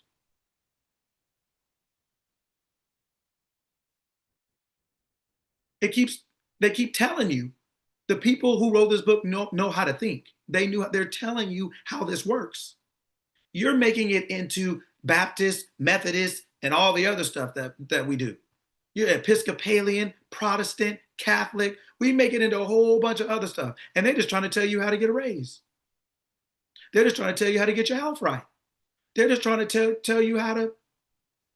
You're making it into a whole bunch of other stuff that it's not, never was, never will be, and was never intended to be. You're making it into a whole bunch of stuff. And what do you get for it? A job you don't like with no upward mobility and still don't have enough money. They're telling you just live it. They're just telling you, hey, just tell yourself you are whatever it is you want to be. But you tell yourself you got to have an action plan, and you got to take action steps, and you got to do something. And you can't just sit around. Well, you can't just think positively. Well, what do you mean? Nobody says you can't just think negatively. Nobody has a problem with that. Well, you can't just sit around and tell yourself bad things. What? Nobody ever said that didn't work. How come you can't just sit around and tell yourself good things and it works, but you can sit around and tell yourself bad things and it does work?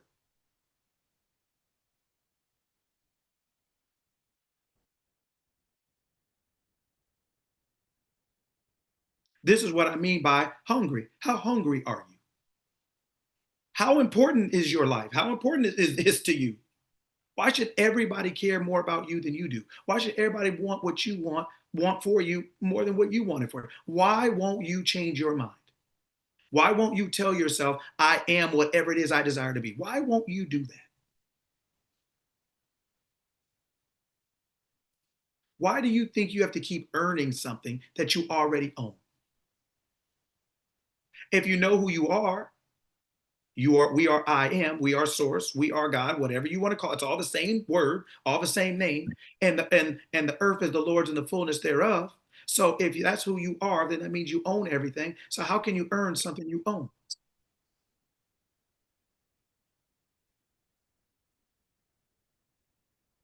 Does anybody go in their closet? What an action step? You know what? I need to wake up and I need to get dressed. So let me write out an action plan to get dressed. Anybody do that?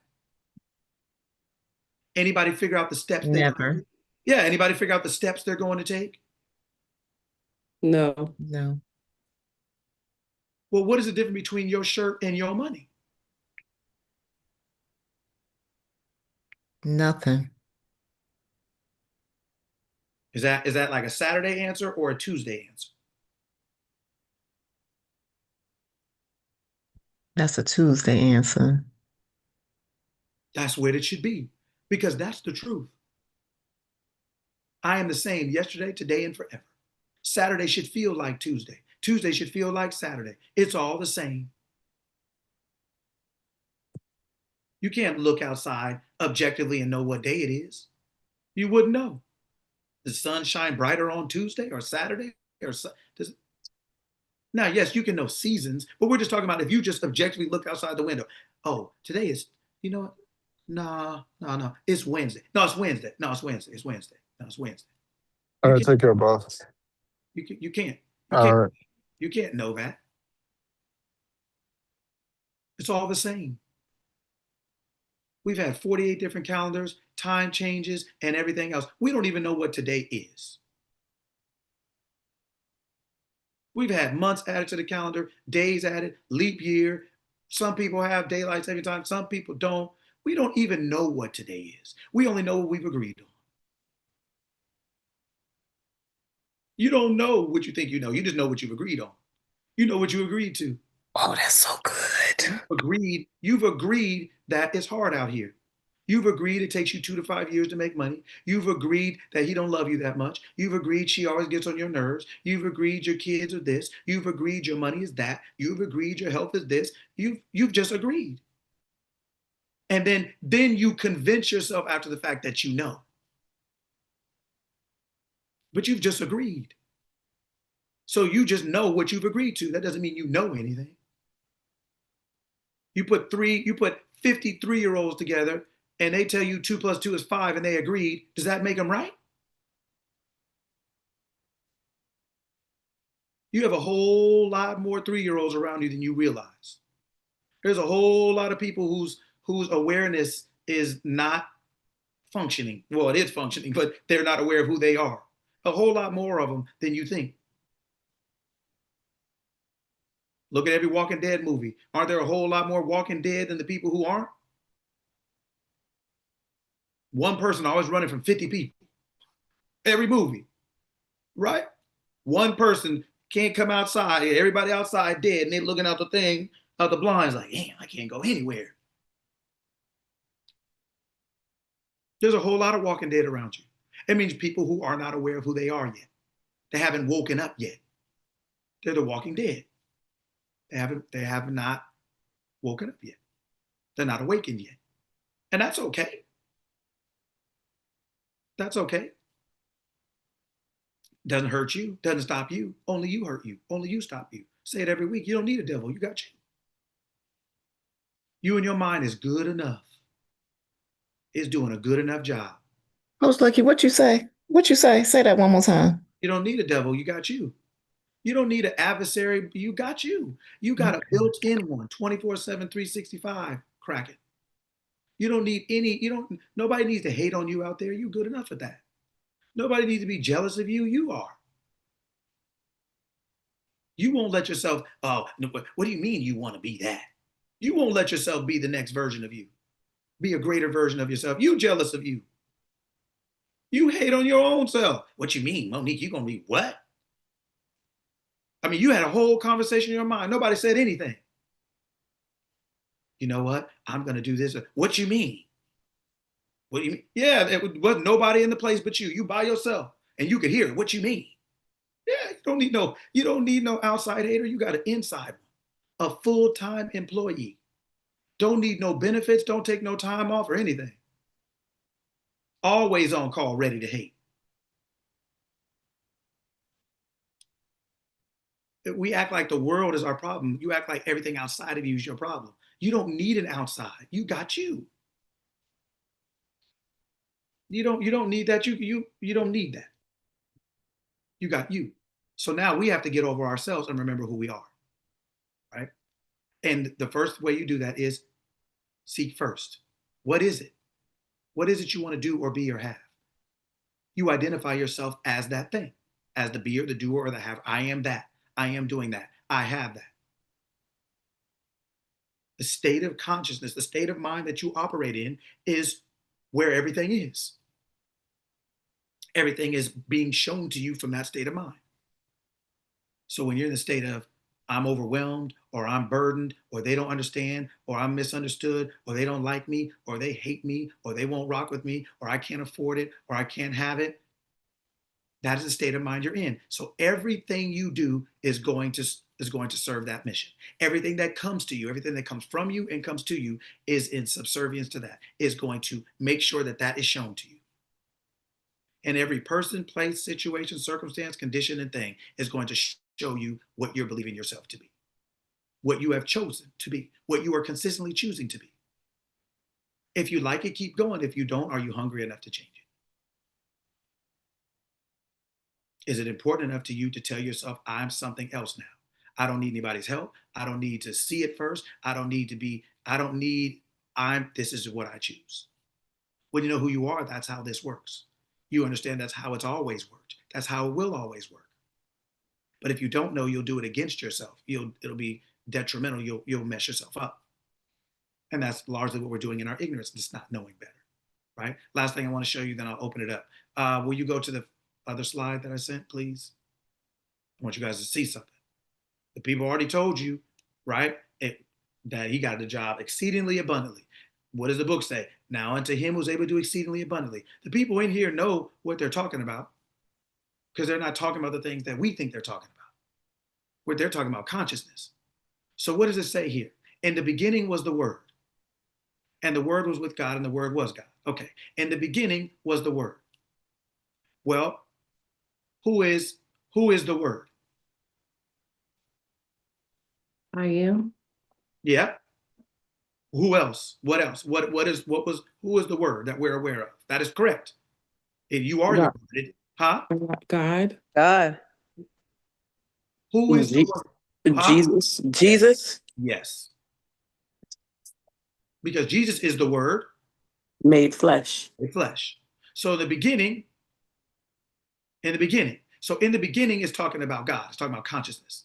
Was the Word, right? The Word made flesh, meaning the Word that turns into form.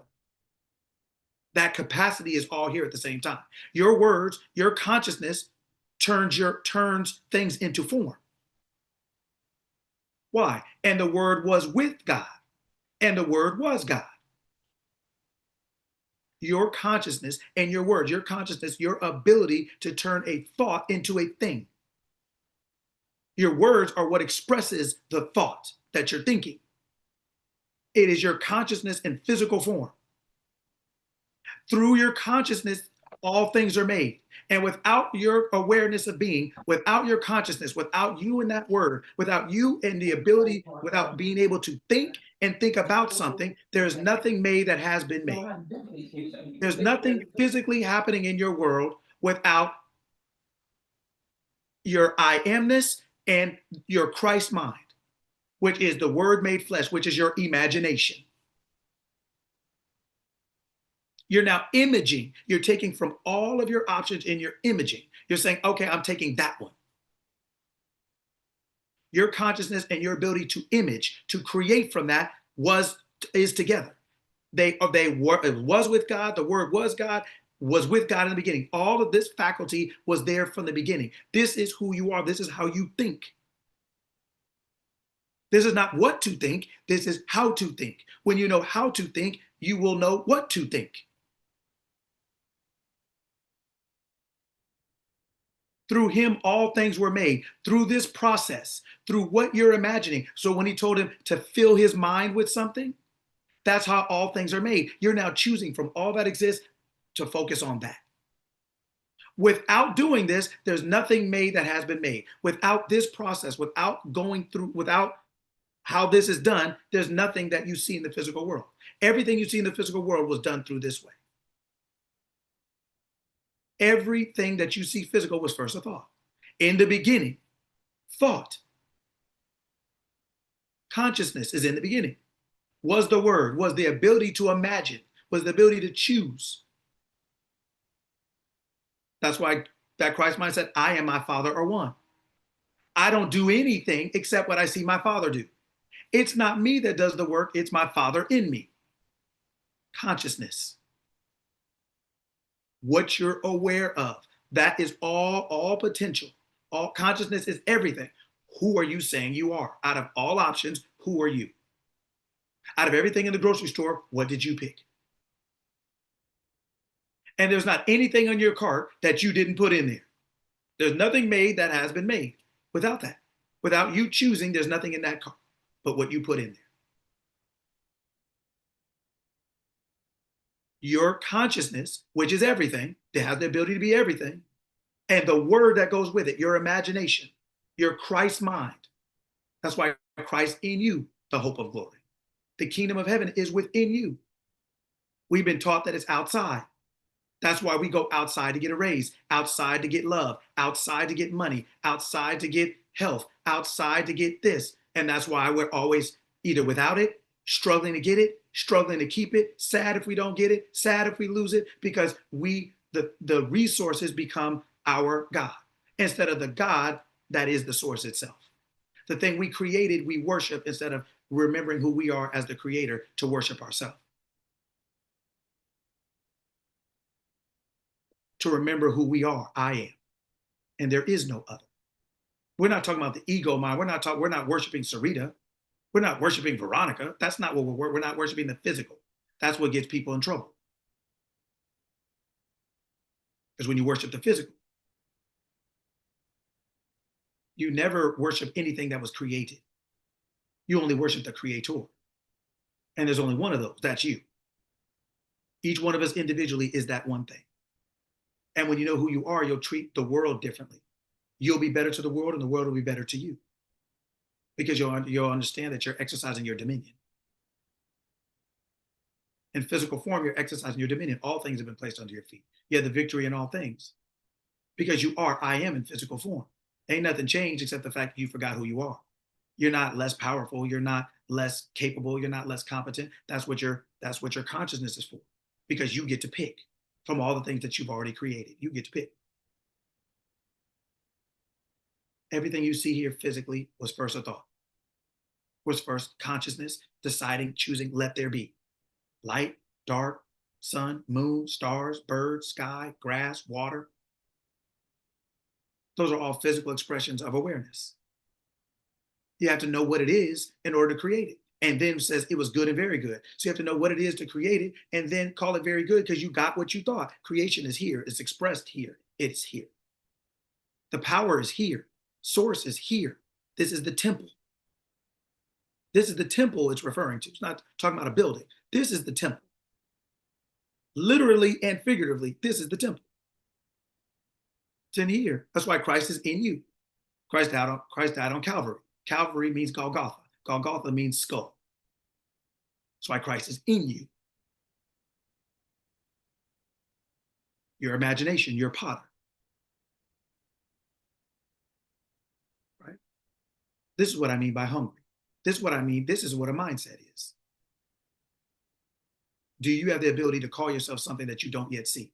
To tell yourself you are something that you haven't yet seen? To tell yourself that you have money that you don't see in your account? By saying, you know what? I see right in my account, I got $22.38. You know what? This is burn. I think I want to be a millionaire now. I think this is what I would like to be for myself. Or I want more. I want money for all my bills. All my bills are paid. Okay, well, you know what? Now all my bills are paid. That's it. And I walk from that. That is immediate. That happens right now. There's only now. So if I am is right here, where's your money? If I am is right now, what's later on? Why are you waiting for later on if I am is right now? If I am is right now, where and right here, where is my money? It's all right here, right now. There is no later. There is no tomorrow. There is no over there. It's all right here, right now. It's just our failure to identify ourselves with it. That's why we don't see it. That's why we're not physically experiencing it. It's not because it doesn't exist. But it's about being hungry enough to identify yourself as your desire and not let it go till you get it. Physically in your hand, you already have it. As soon as you tell yourself, I am something, that's automatically true. I'm not a man that I should lie, nor a son of man that I should repent. As soon as you tell yourself something is true. It's just, are you willing to stick with it when your brain doesn't see it, when your humanity doesn't see it? But your humanity doesn't see anything. It doesn't create, it's created. Humanity doesn't know, your brain doesn't know. It only manages what you've given it. It only manages the resources. It is not the source. You have to separate the two. Who you're talking to and who you're praying to. You have to separate the two. Conflating those or making them synonymous will get you messed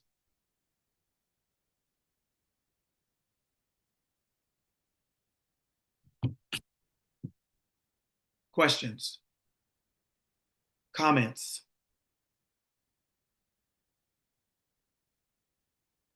So just like we assume like what we're doing later on today, or we have that in our mind now, every assumption that we have now is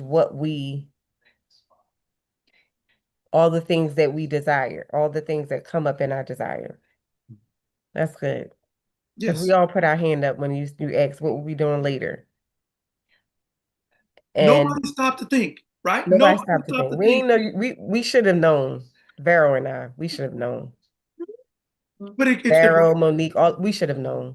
Sparkle Belly, we should have known. Right? How many things we just assume are going to be.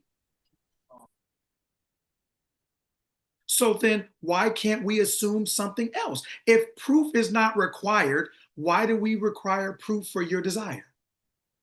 You don't require proof for bad news. You don't require proof of what you're going to do later on today. Why do we require proof over here, but we don't require it over here, but we don't have it in either? It'd be different if we had to require it over here, because even though we believe this, we do have proof. So we do have to require proof over here, but we don't have proof in either place. So then what under what conditions, are we thinking that, why are we thinking that this doesn't require proof, but this does? It's just we've been conditioned. We believe we've done these things so often that our brain stops resisting it. But you don't understand that it doesn't resist good or bad, right or wrong. It resists things that's unfamiliar. It doesn't repeat or reheat things that are good or wrong. It repeats and reheats things it's familiar with. It's just about familiarity. It's not about truth. Your brain doesn't tell you the truth. It tells you what it believes is true based on frequency. The more you tell yourself something, it starts to become true to you. But you treat your brain like the boss, but your brain doesn't even know what's going to happen tomorrow. Why do you think you're stressed out? It's your brain asking a question that it and you don't have the answer to, but yet you will follow your brain and it doesn't have the answer. That's the blind leading the blind. But your awareness knows everything, and you won't, and you got your awareness on hold listening to your brain.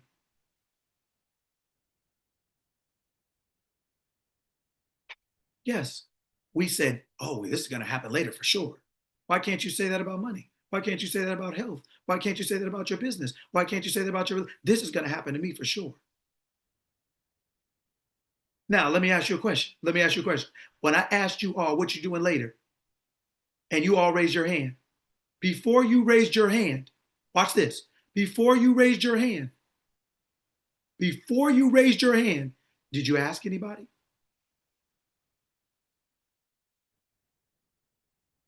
No. So what the hell you got to ask them for about anything else you're assuming? Like, think about it. And I'm saying it this way because we've all done it. That's why I do it. It was dumb to raise your hand about what you're going to do later and you have no proof. You can't prove it at all, right? But I say it that way because we've all done it. But watch this. What's even crazier is you didn't ask anybody about that assumption before you said, yeah, this is what we doing. This is what I'm doing.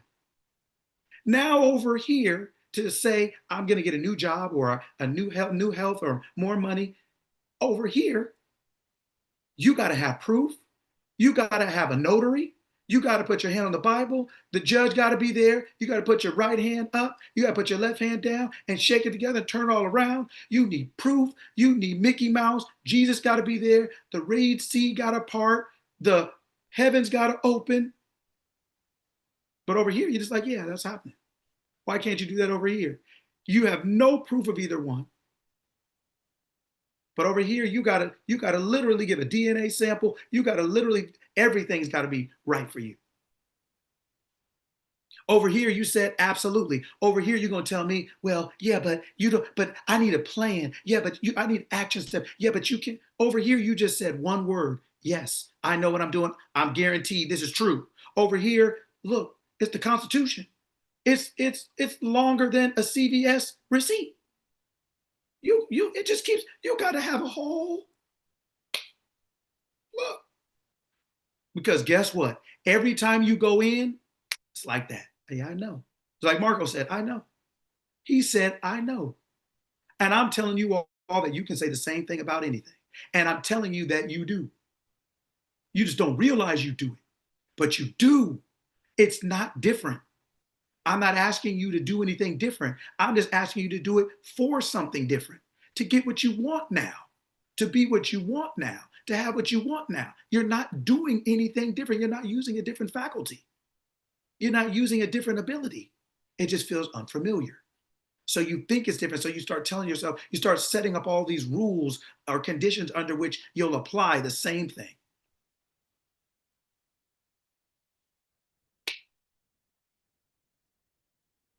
Right? That's what I want us to understand. Okay, next, what else?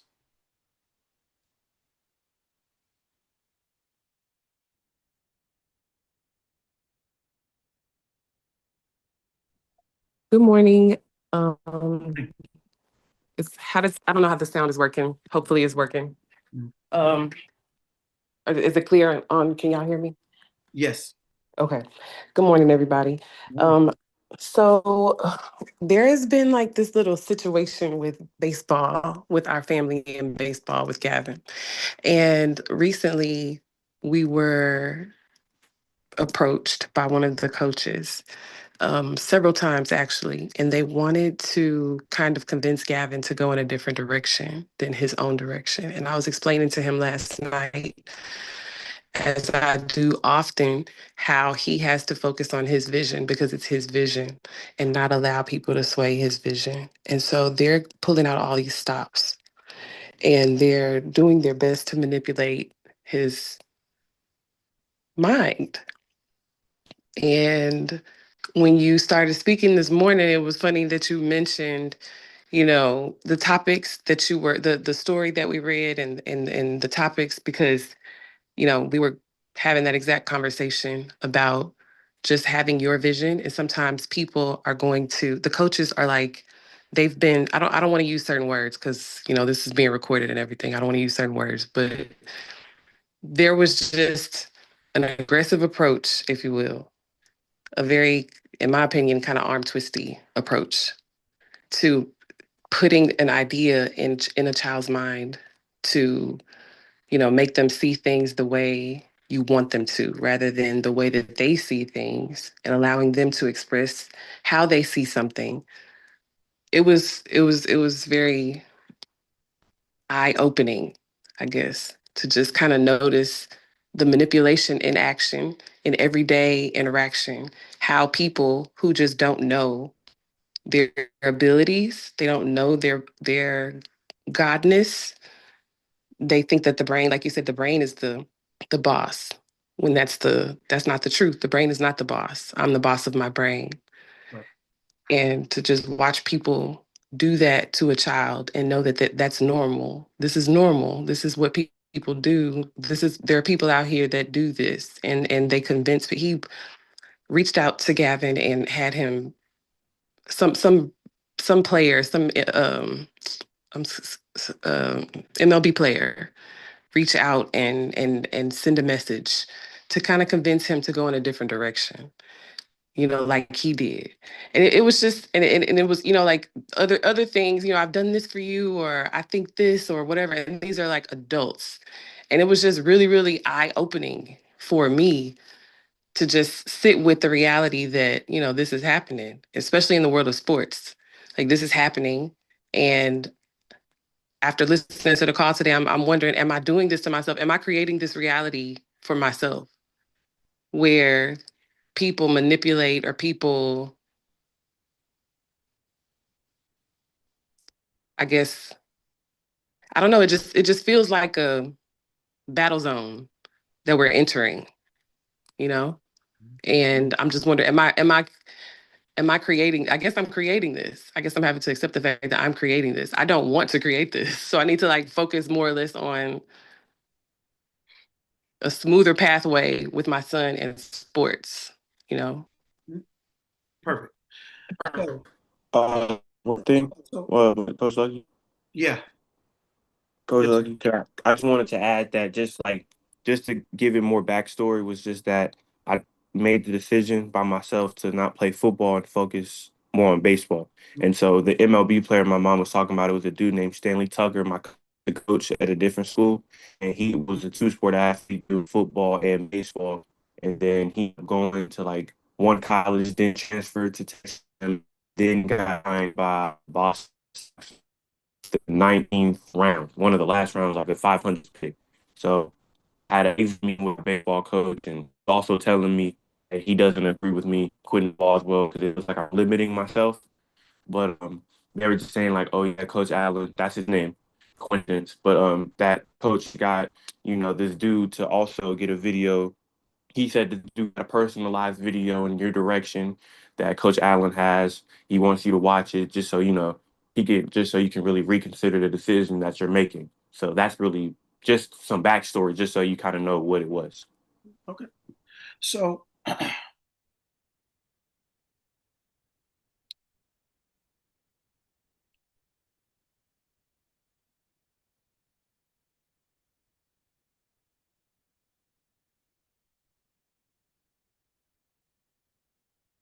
Who you are is not only what you create, who you are is also how you respond to things. And when you know who you are, you understand that certain things exist, but they don't necessarily apply. And so you understand that there's a thing called manipulation, or and that people manipulate and things like that. You understand that that's a concept, but it doesn't mean that it has to apply to you. You can't be manipulated if you don't know who you are.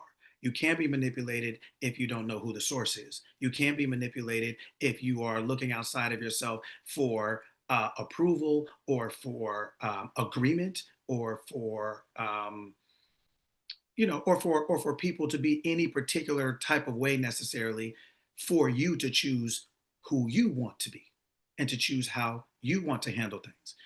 Like you said, the information is limited, so I don't know all the things. I'm just giving a kind of surface level information, but it's enough to understand. So I'm saying all that to say to you that your desires are your desires. They're not for everybody else to understand or agree with.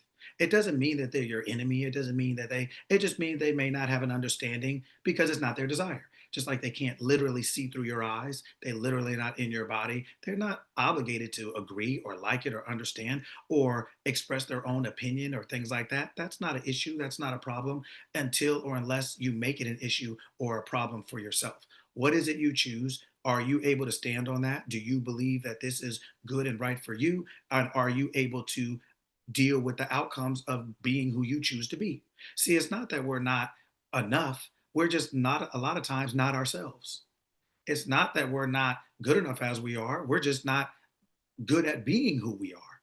We don't actually stay with it, stay in our frame, stay in our zone. We're always trying to be a chameleon or trying to be everything to everyone.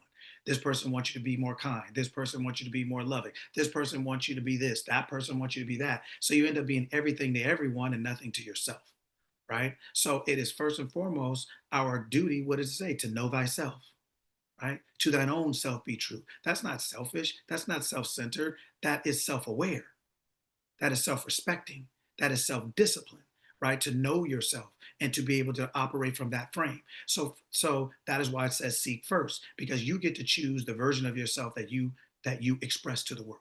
Who are you? What are you? Are you sure? Is that what you're committed to? Are you hungry enough to be that and maintain that when the winds and the waves rise, right?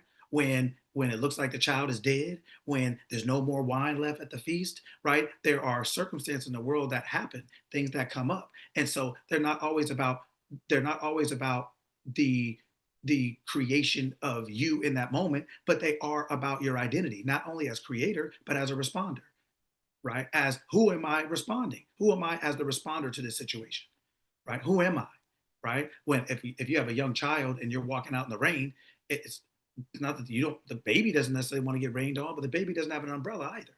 So the adult has to have the umbrella. Somebody who's thinking has to know how to deal with this environment, right? So it's not always about what we're creating as experience. But see, that's one thing in the story we didn't really, that nobody, I didn't go to, but I didn't go to.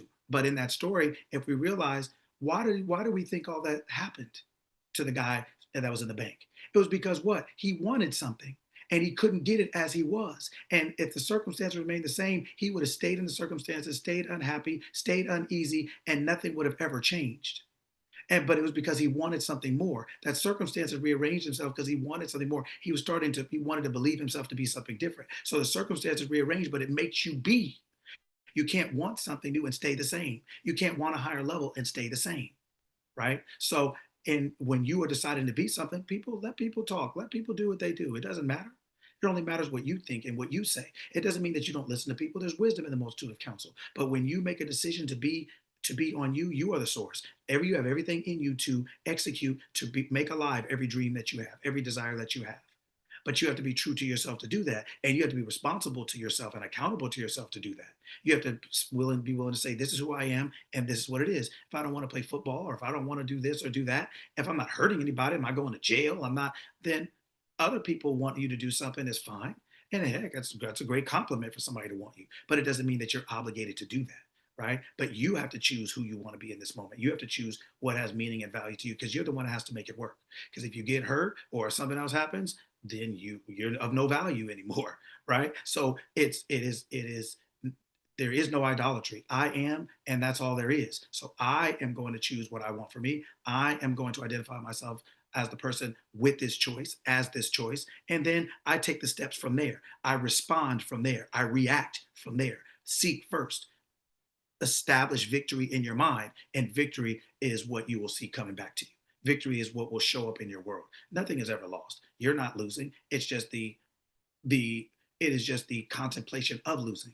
But who would contemplate losing? I am would not, right? So it's always the memory, the remembrance of who you are, right? And realizing that I am victory, victory only, victory always. I am success, success only, success always. I am prosperity. I am abundance. I am prosperous and in good health, even as my soul prospers, right? So it is just always about remembering who you are. And there are certain circumstances will come up that will let you know who you are, how you act, how you react, how you respond. If you react, if you respond, if you can be manipulated, then you're not who you think you are. Then you're not. If manipulation is what is available in the world, doesn't mean it applies to you. So everything that is available doesn't mean it applies. But we have to choose who we are in each moment. We only have now. So who are we now? So when you get off this phone call, sit down and think about who are you, who do you want to be as a result of that, right? And then you will seek first, establish that first in your mind, and then you walk from that state of consciousness. And then everything will show you that to be true. It will be mirrored back to you. It may take a second, may take a minute, but it's automatically true. It's already true right then. But take your time, take yourself some time to do that. Just like the bank people told them no. Somebody else came along better, right? So there is no losing, there is no lacking in awareness, but it's just about making sure that you're operating from the state of fulfilling your mind, filling your mind with your desired end. As your desired end, this is what I want for me, and now I'm going to identify myself with this, and as that only, right? And I'm not saying just physically, I'm not playing football, but no, who are you here, right? That's everything is just an expression. That means nothing, right? Who are you here? Identifying yourself as that, with that, and only that, until or unless you change it to something better, right? But whatever it is that's the best for you right now, you identify yourself with and as that, and you walk forward from there. And everything else will prove that to be true. Thank you, Coach. Welcome. Very much. We both needed to hear that reminder. Thank you. My pleasure. Thank you, Coach. Yes, sir. Hey, I stopped a little early so people can ask, talk, quit, because I want you to know. I want to make sure you understand how we use this information in life. This is not a service, a sermon, a seminar. It's not something for you to come and listen for 2 hours and then walk off. And no, like, I want to make sure that we understand what we talked about today, and that we understand how to apply it in real life on the street. This is not for heaven on the other side or on yonder or somewhere else. This is for, like Marco said, right now. I'm here right now, right now. This is every day, all the time, and everything that we do. There's a something that, I'll say it this way though, but I'll give you one last thing, is that you have to understand that mindset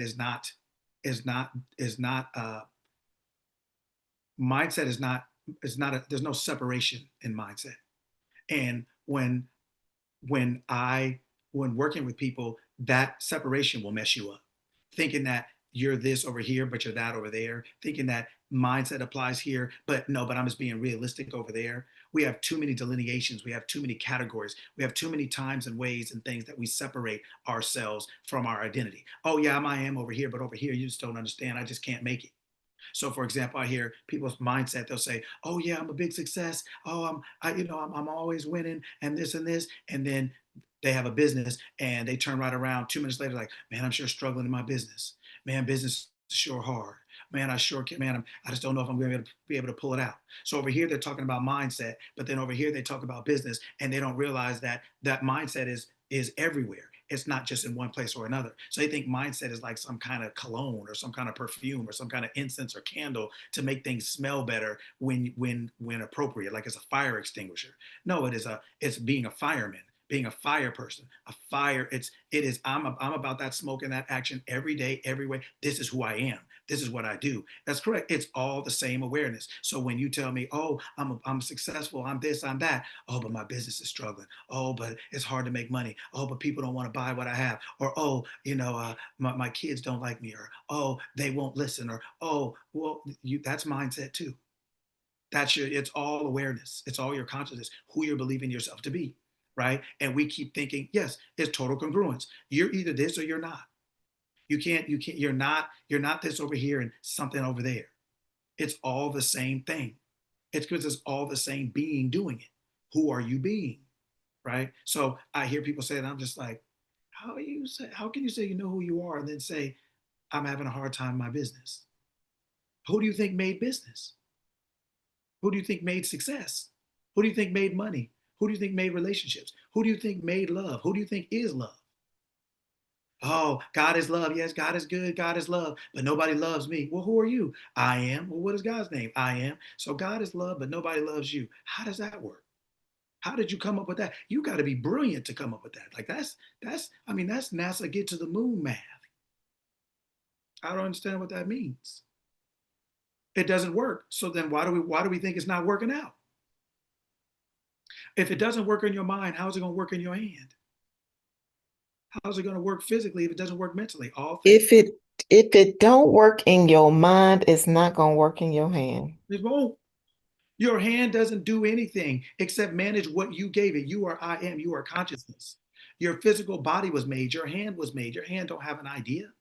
So you think you out there grinding with the feet that don't have an idea, the hand don't have an idea, the brain that doesn't have its own ideas except the ones you gave it, and all it does is repeat the ones you've already given it. It doesn't create any new ones. Only consciousness is the creator. Your brain is not a creator. Your brain was created. Invention doesn't mean to create with the brain. It means to stumble upon. It means the brain stumbled upon something. It means your awareness is something exists in your awareness that your brain finally stumbles upon. It's like you walking into a dark room and turn the light on and walking into a box. Like, oh, I didn't know that was there. That's an invention. It means to stumble upon something that already exists. It's not a creation. The earth, the world, everything is finished. Creation's finished. You're not creating anything. All you're doing is putting together ideas that come in your brain from your mind, from your awareness, from your I amness, from your Christ mind. Right? There's only one creator. There's only one source. And that's you. So you are the source of your money, the source of your health, the source of your business, the source of your success. You are the source. And making 1,000 other things the source, making your bank boss the source is why you don't have no raise. And they told you can go ahead and look for another job. But remembering that you are the source and returning back to yourself as a source, now a banker from a world renowned institution, whatever it said, that was far better than the little bank you had. You got a better bank, a better business, what you wanted, even better, even more, and made more money and had upper mobility. And nobody gave that to you except you. There is no one to give anything to you except you. The earth is the Lord's. It's not Lenny's. It's not Barbara's. It's not your boss's. It's not your husband's. It's not your wife's. It's yours. That's why you say my money. Can't be my money, but it not me. Not be, that's my money. But that's not no, it's a reflection of you. It's my health. Yeah, that's a reflection of you. It's not a reflection of it, they, them, you. Stop separating yourself. Thinking, what does it say? I and my Father are one. Jesus, the Word made flesh. So the flesh and awareness are one. The one walking on the water understand that. The one turning water into wine understand that. The one that resurrects understands that. At your physical experience and your awareness are one. You are only having the physical experience, and your physical experience is the physical experience of your awareness. You are physically seeing what you're aware of being. Trying to separate those two is not possible, and all it does is get you messed up. So all it does, all it ever will do. Right? One. No separation. One. Source. You are the source of all things. There's no separation. So you get to choose. What do you want to choose for yourself? What do you want your experience to be? Choose. Choose this day who you serve. It's the most powerful thing you have in physical form is the ability to choose. Are you willing to choose? Will you choose? Or do you want to say they or them? Or if that's your choice too, then. You're still choosing. You don't get away from any of this stuff. You're still choosing. Choose. I suggest you choose. I said before you, death and life. I suggest you take life. That's what the book said. So it's not like you act like we walk around here like we don't have a choice because they said, because this said. Yeah, but what do you choose? Why do they get to say? Then you're not the creative reality, they are. Yes. You know, I I love the fact that there's something that you shared with us about just being more intentional. And oftentimes we move through the day just on autopilot, just, Right. making decisions literally on autopilot, kind of like when if you have a certain route, back and forth, like I don't have to think about going to my Publix. Like I know exactly how to get there, all of those things. And I could probably be on my phone to be honest with you, texting and driving. Don't do that. Don't do that. Gavin, don't do that. Mhm. But you can do all of these. I don't even have to look at the road sometimes. I'm gonna get there and back. Mhm. But what I'm starting to do What I'm starting to do is stop and think. Stop and think like you did earlier before answering Sparkle Bailey and Gavin. Mhm. You paused, you thought.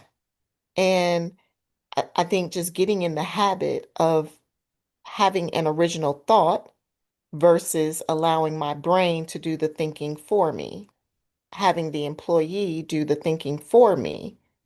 What does I am want to do in this moment? How does I am want to fill this space, this empty space in her calendar? Mhm. The brain wants to, the brain wants to just do whatever. Mhm. But what does I am want to do in this moment? And so I really appreciate that. I appreciate the just slowing down um, Let me ask you a question. and creating. Let me ask you a question. Mhm.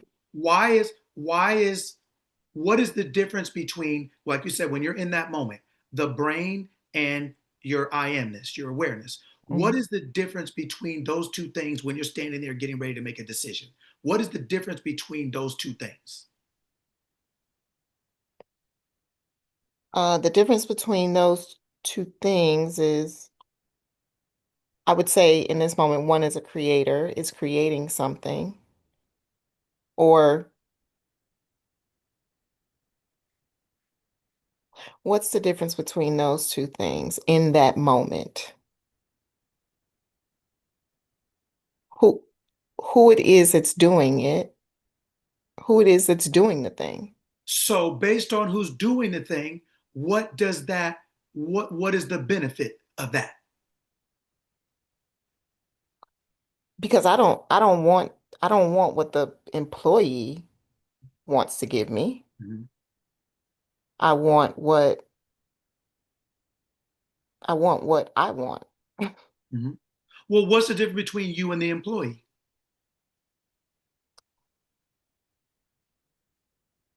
It's a huge difference between me and the employee. Um, I'm the owner, I'm the creator of the thing. So as the owner and the creator, you have access to Whatever's whatever that moment requires you have or access to everything. act everything. Yes. When you were sitting there at that fork in the road and you're saying, because look, we're not doing all this like, well, there's I am and there's the brain and like and we want to know why for what why can't I just use the brain? It's easy. I'm already been doing it. Why not? Well, because in that fork of the road, when you're sitting there at that fork in the road, getting ready to turn left or right, use my brain or use my awareness. Well, my brain is limited. It only knows what it knows already. It doesn't know tomorrow, next week, next month. Well, if I choose I am, I have access to all that exists. I have access to every decision I can make. You have access to everything. With your brain, you only have access to what you currently already possess. So if you don't have that idea, if you don't know that thing or know that person or know that money or know where that is, you don't have access to it. Hmm.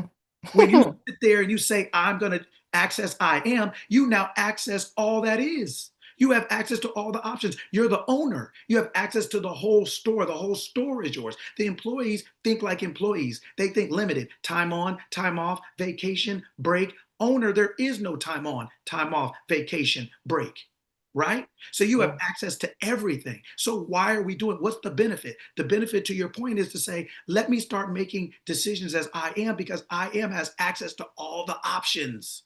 Hmm. All of them. knew that there was another bank that was bigger and better, would give him more money, would allow him upward mobility, would come to him. Your brain doesn't know that. So your brain got you arguing with either asking at the bank, arguing at the bank, or being sad at the outcome. And it stops because that's all it knows. My It God. doesn't know about that other person that will come to you in a couple days. So your brain will have you think it's over. But if you sit there and decide to make a decision, like you said, as I am, you are now deciding to make a decision from all options now, because I am created everything. So every option available every option available, you are now accessing all compared to small. That is the benefit. That is why we do it. We're not doing this I tell Ron, I tell everybody all the time, I'm not here to be a good person. I'm not here to just be nice and be a good person. No, I'm here because I want to win. I want to understand what this whole life is about. I want to understand. So we're trying to win a game with a limited faculty, with a brain that doesn't know tomorrow, doesn't know next week, didn't even tell you COVID was coming. But your awareness knows everything. So when you start accessing everything, then guess what? You get everything. You realize I already have everything. Let me just start picking. Right? It's like when you are low at the house and you're looking in your pantry, would you want to keep looking in your pantry, or do you want to go to Publix? Come on. Right? But you trying to, well, let's just make it work. Let's just throw something together. How long is that going to keep working? When Publix is, like you said, you could get there blindfolded. Why would you deny yourself when you have access to Publix? When you have access to all that is, why would you keep looking in your pantry? When you know it's low, because what? You're at your wit's end, right? A lot of times we're at our wit's end when we make decisions. But to your point, if we start doing this earlier, you'll never get to your wit's end. Who waits? Would you wait in your house to have absolutely nothing to eat, where the refrigerator is literally empty, the cabinets are empty? Would you wait that long to go to Publix? That's a fool. That's a fool. So then why do we wait so long to ask our awareness? We got to blow up first. We got to starve first. We got to get cancer first. We got to go broke first. We got to struggle first. What do we got to lose our business first? We got to lose our mind first. We got to lose our relationship first. We wait until it blows up. Then we say manifest and don't work, because we got so much pressure, so much stress, we can't even think right. Now we want God, we can't even praise God. We need God. We can't like God. We don't have enough time for that. No, God, I need some help. You ain't got time to say good morning to your awareness. I need help. Help, hop, all of it. Hope, give me everything. Right? So you wouldn't wait that long. So you're absolutely right. Don't wait that long. You wake up every morning and say, yeah, I can use my brain, or I can use my awareness. Now, my awareness may say the same thing as my brain does every once in a while. It may, but I'm going to make sure. I can't, if I use my I amness, I can never go wrong. I'll never be wrong. I'll never go without. What does it say? No good thing is withheld from those who walk uprightly. That's what it said. If you think it's not withheld, there's nothing withheld when you're walking uprightly. You can't get nothing crawling on your knees and on your stomach. And your brain will have you out there like you some kind of snake. Have you out there pop locking like it's 85, out there doing the worm, the caterpillar, have you out there popping. Hooking and crooking. Yeah. Have it out there messed up. Right. So that is why we don't just do this to be good people. We don't just do this to positive. No, that's not what it is. We make decisions out of our awareness of being, because that gives us access to all things. It gives us access to the person you don't even know exists. And if you just identify yourself as that person will come to you. What did it say? Ask him to give you a better job with upper mobility, more money. And what did it say? Better than everything he could have ever thought. Why won't you use the faculty? Why won't you? In the beginning, consciousness was with the word. The word was with, so it means consciousness, you know everything. Why don't you use it? That's why I asked you that question. That's what I want all of us to understand. You have access to all the options. You have access to everything. Stop trying to use your little brain for the things you're not. Use your brain to count. Use your brain to cross the street. Use your brain to take a shower. Use your brain to eat your food. That's what it's for. It doesn't know tomorrow. It doesn't know next week. It doesn't know the stock market. It doesn't know COVID's coming. It doesn't know there's a hurricane coming in 6 weeks. It doesn't know that, but your awareness does. And if you would say, I and my Father are one, I don't do anything but what I see the Father does. Right? It's not me that does the work. It's my Father in me. If you will keep accessing your I amness, your awareness of being, I'm always safe. I'm always healthy. I'm always happy. I always make the right choice. I'm always making the right moves. I'm always in the right place at the right time. I am perfect, whole, and complete, lacking nothing. You're constantly having your relationship consciously on purpose, like Latoya always says, on purpose. You're accessing that awareness that knows everything, and that awareness will keep you, will guide you and keep you, direct your footsteps and guide your paths. You'll never get caught slipping. You'll never lose your business. The stock market will never crush you. Your health will never fail you. Your relationship will never go sour or south, not against your will and your permission, because otherwise you would have never been there in the first place. Right? You don't lose anything. Right? No man takes my life from me. You can't take my life. How are you going to take my relationship? How are you going to take my money? If you can't take the most valuable thing I got, how are you going to take anything else that's less valuable than that? My God. Right? You can't take my $10. How are you going to take my penny? Absolutely. Right? So that's what we're talking about. So to your point, you're right. Sit down, slow down, and make decisions as you truly are. I am, and there is no other. Perfect, whole, and complete, omniscient, all-knowing, omnipotent, all-capable. Why wouldn't you use that? Why wouldn't you? You You know know? what? I feel like that's when the Bible talks about be sober thinking. Yes. You are not being sober thinking. Like the opposite of the opposite of that is being a drunkard. Yes. It's Wile E. Coyote. That's Wile E. Coyote chasing the Roadrunner. You're not sober thinking, bro, this is never going to work out. Why do you keep doing it day after day? But I mean, that's the king of grinding. That's the king of grinding.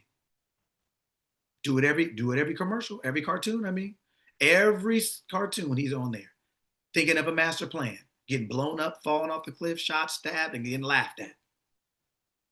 The people that told him, "Hey, I'm not. You can't. You know, no, we ain't giving you no raise, and you can go look for another one." What you think they thought when he walked out the office? Ha, that's what you get. No, can't tell. No. Now they see him 6 months later. Yeah, he's making more money probably than them. Somewhere that somebody wanted him to be and asked him to come. This can be so much better and so much easier for us if we just remember who we are. I am the single, the sole source of all things. So we get to choose as that. Choose as that. Choose as that. Wonderful. All right, Vanessa, anything you want to say? I'm excited because this is a really good class. Really good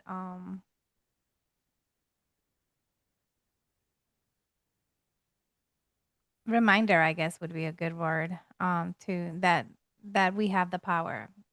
It's just yeah. Anyway, great class, great class.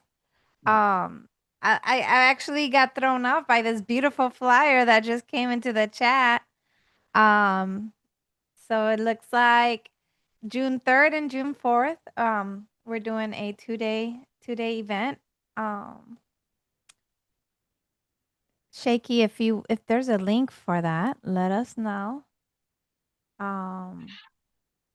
But yeah, this looks like it's gonna be a great event. Yeah, it's gonna be y'all. Also, go If ahead. this is for entrepreneurs. This is for people that you've been stuck in business for a while. You feel like you can't get to the next level. And this 2-day event is going to it's going to make you aware. It's going to make you aware of who you've always been. And so yeah, so get the word out. The link is coming. I'll have it by the end of the day. And y'all, I'm excited. So be there. The other place I want y'all to be is be in the youth circle. So- Yeah. Yeah. So this is as Lucky said couple classes ago. Saturdays is the game. But if you guys want to come practice, that's the youth circle. So awesome. Awesome. Awesome.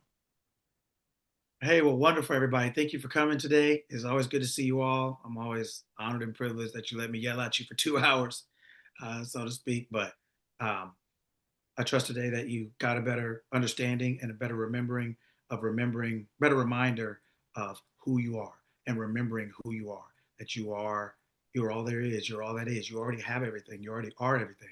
It's just a refusal to believe it that makes us chase it because we think we don't have it, because we don't know who we are. We've forgotten. So it's just about remembering who we are, restoring our identity, coming back home, remembering who we are. We're always who we are. We just forgot it. So we stopped looking for all the resources and all the things that go along with it, right? All the benefits that go along with being I am. There's benefits to that. There's no reason to be who we are and not capitalize on it. It's like having a AAA card and fixing your own tire. Like, for what? I'm not doing it, not at all. Right? I got my where's my AAA card? Matter of fact, I gotta make sure I got it and it's updated. For just right. There's no reason for us to be all that we are and not use and access the benefits.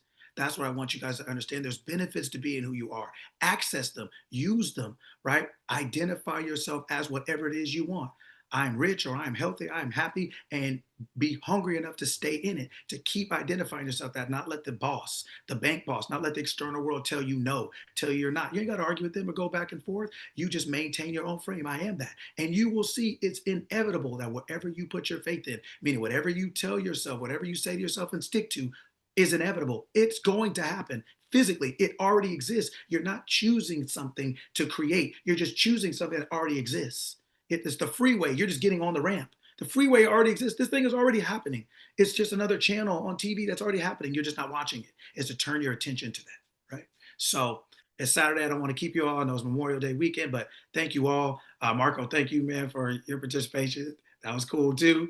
Thank you for that. And thank you all for participating. And I trust that I want you that you understand that I want you to do this because I want you to learn. I want you to know. I want you to really know, right? So have a great weekend. Eat all the food you can get this weekend, 3 days. Do your thing. And I'll see you all next Saturday. Have a good one, everybody. Thank Bye, you all. everyone. Yes, Great sir. weekend. Bye, everyone. Bye, Love everyone. y'all.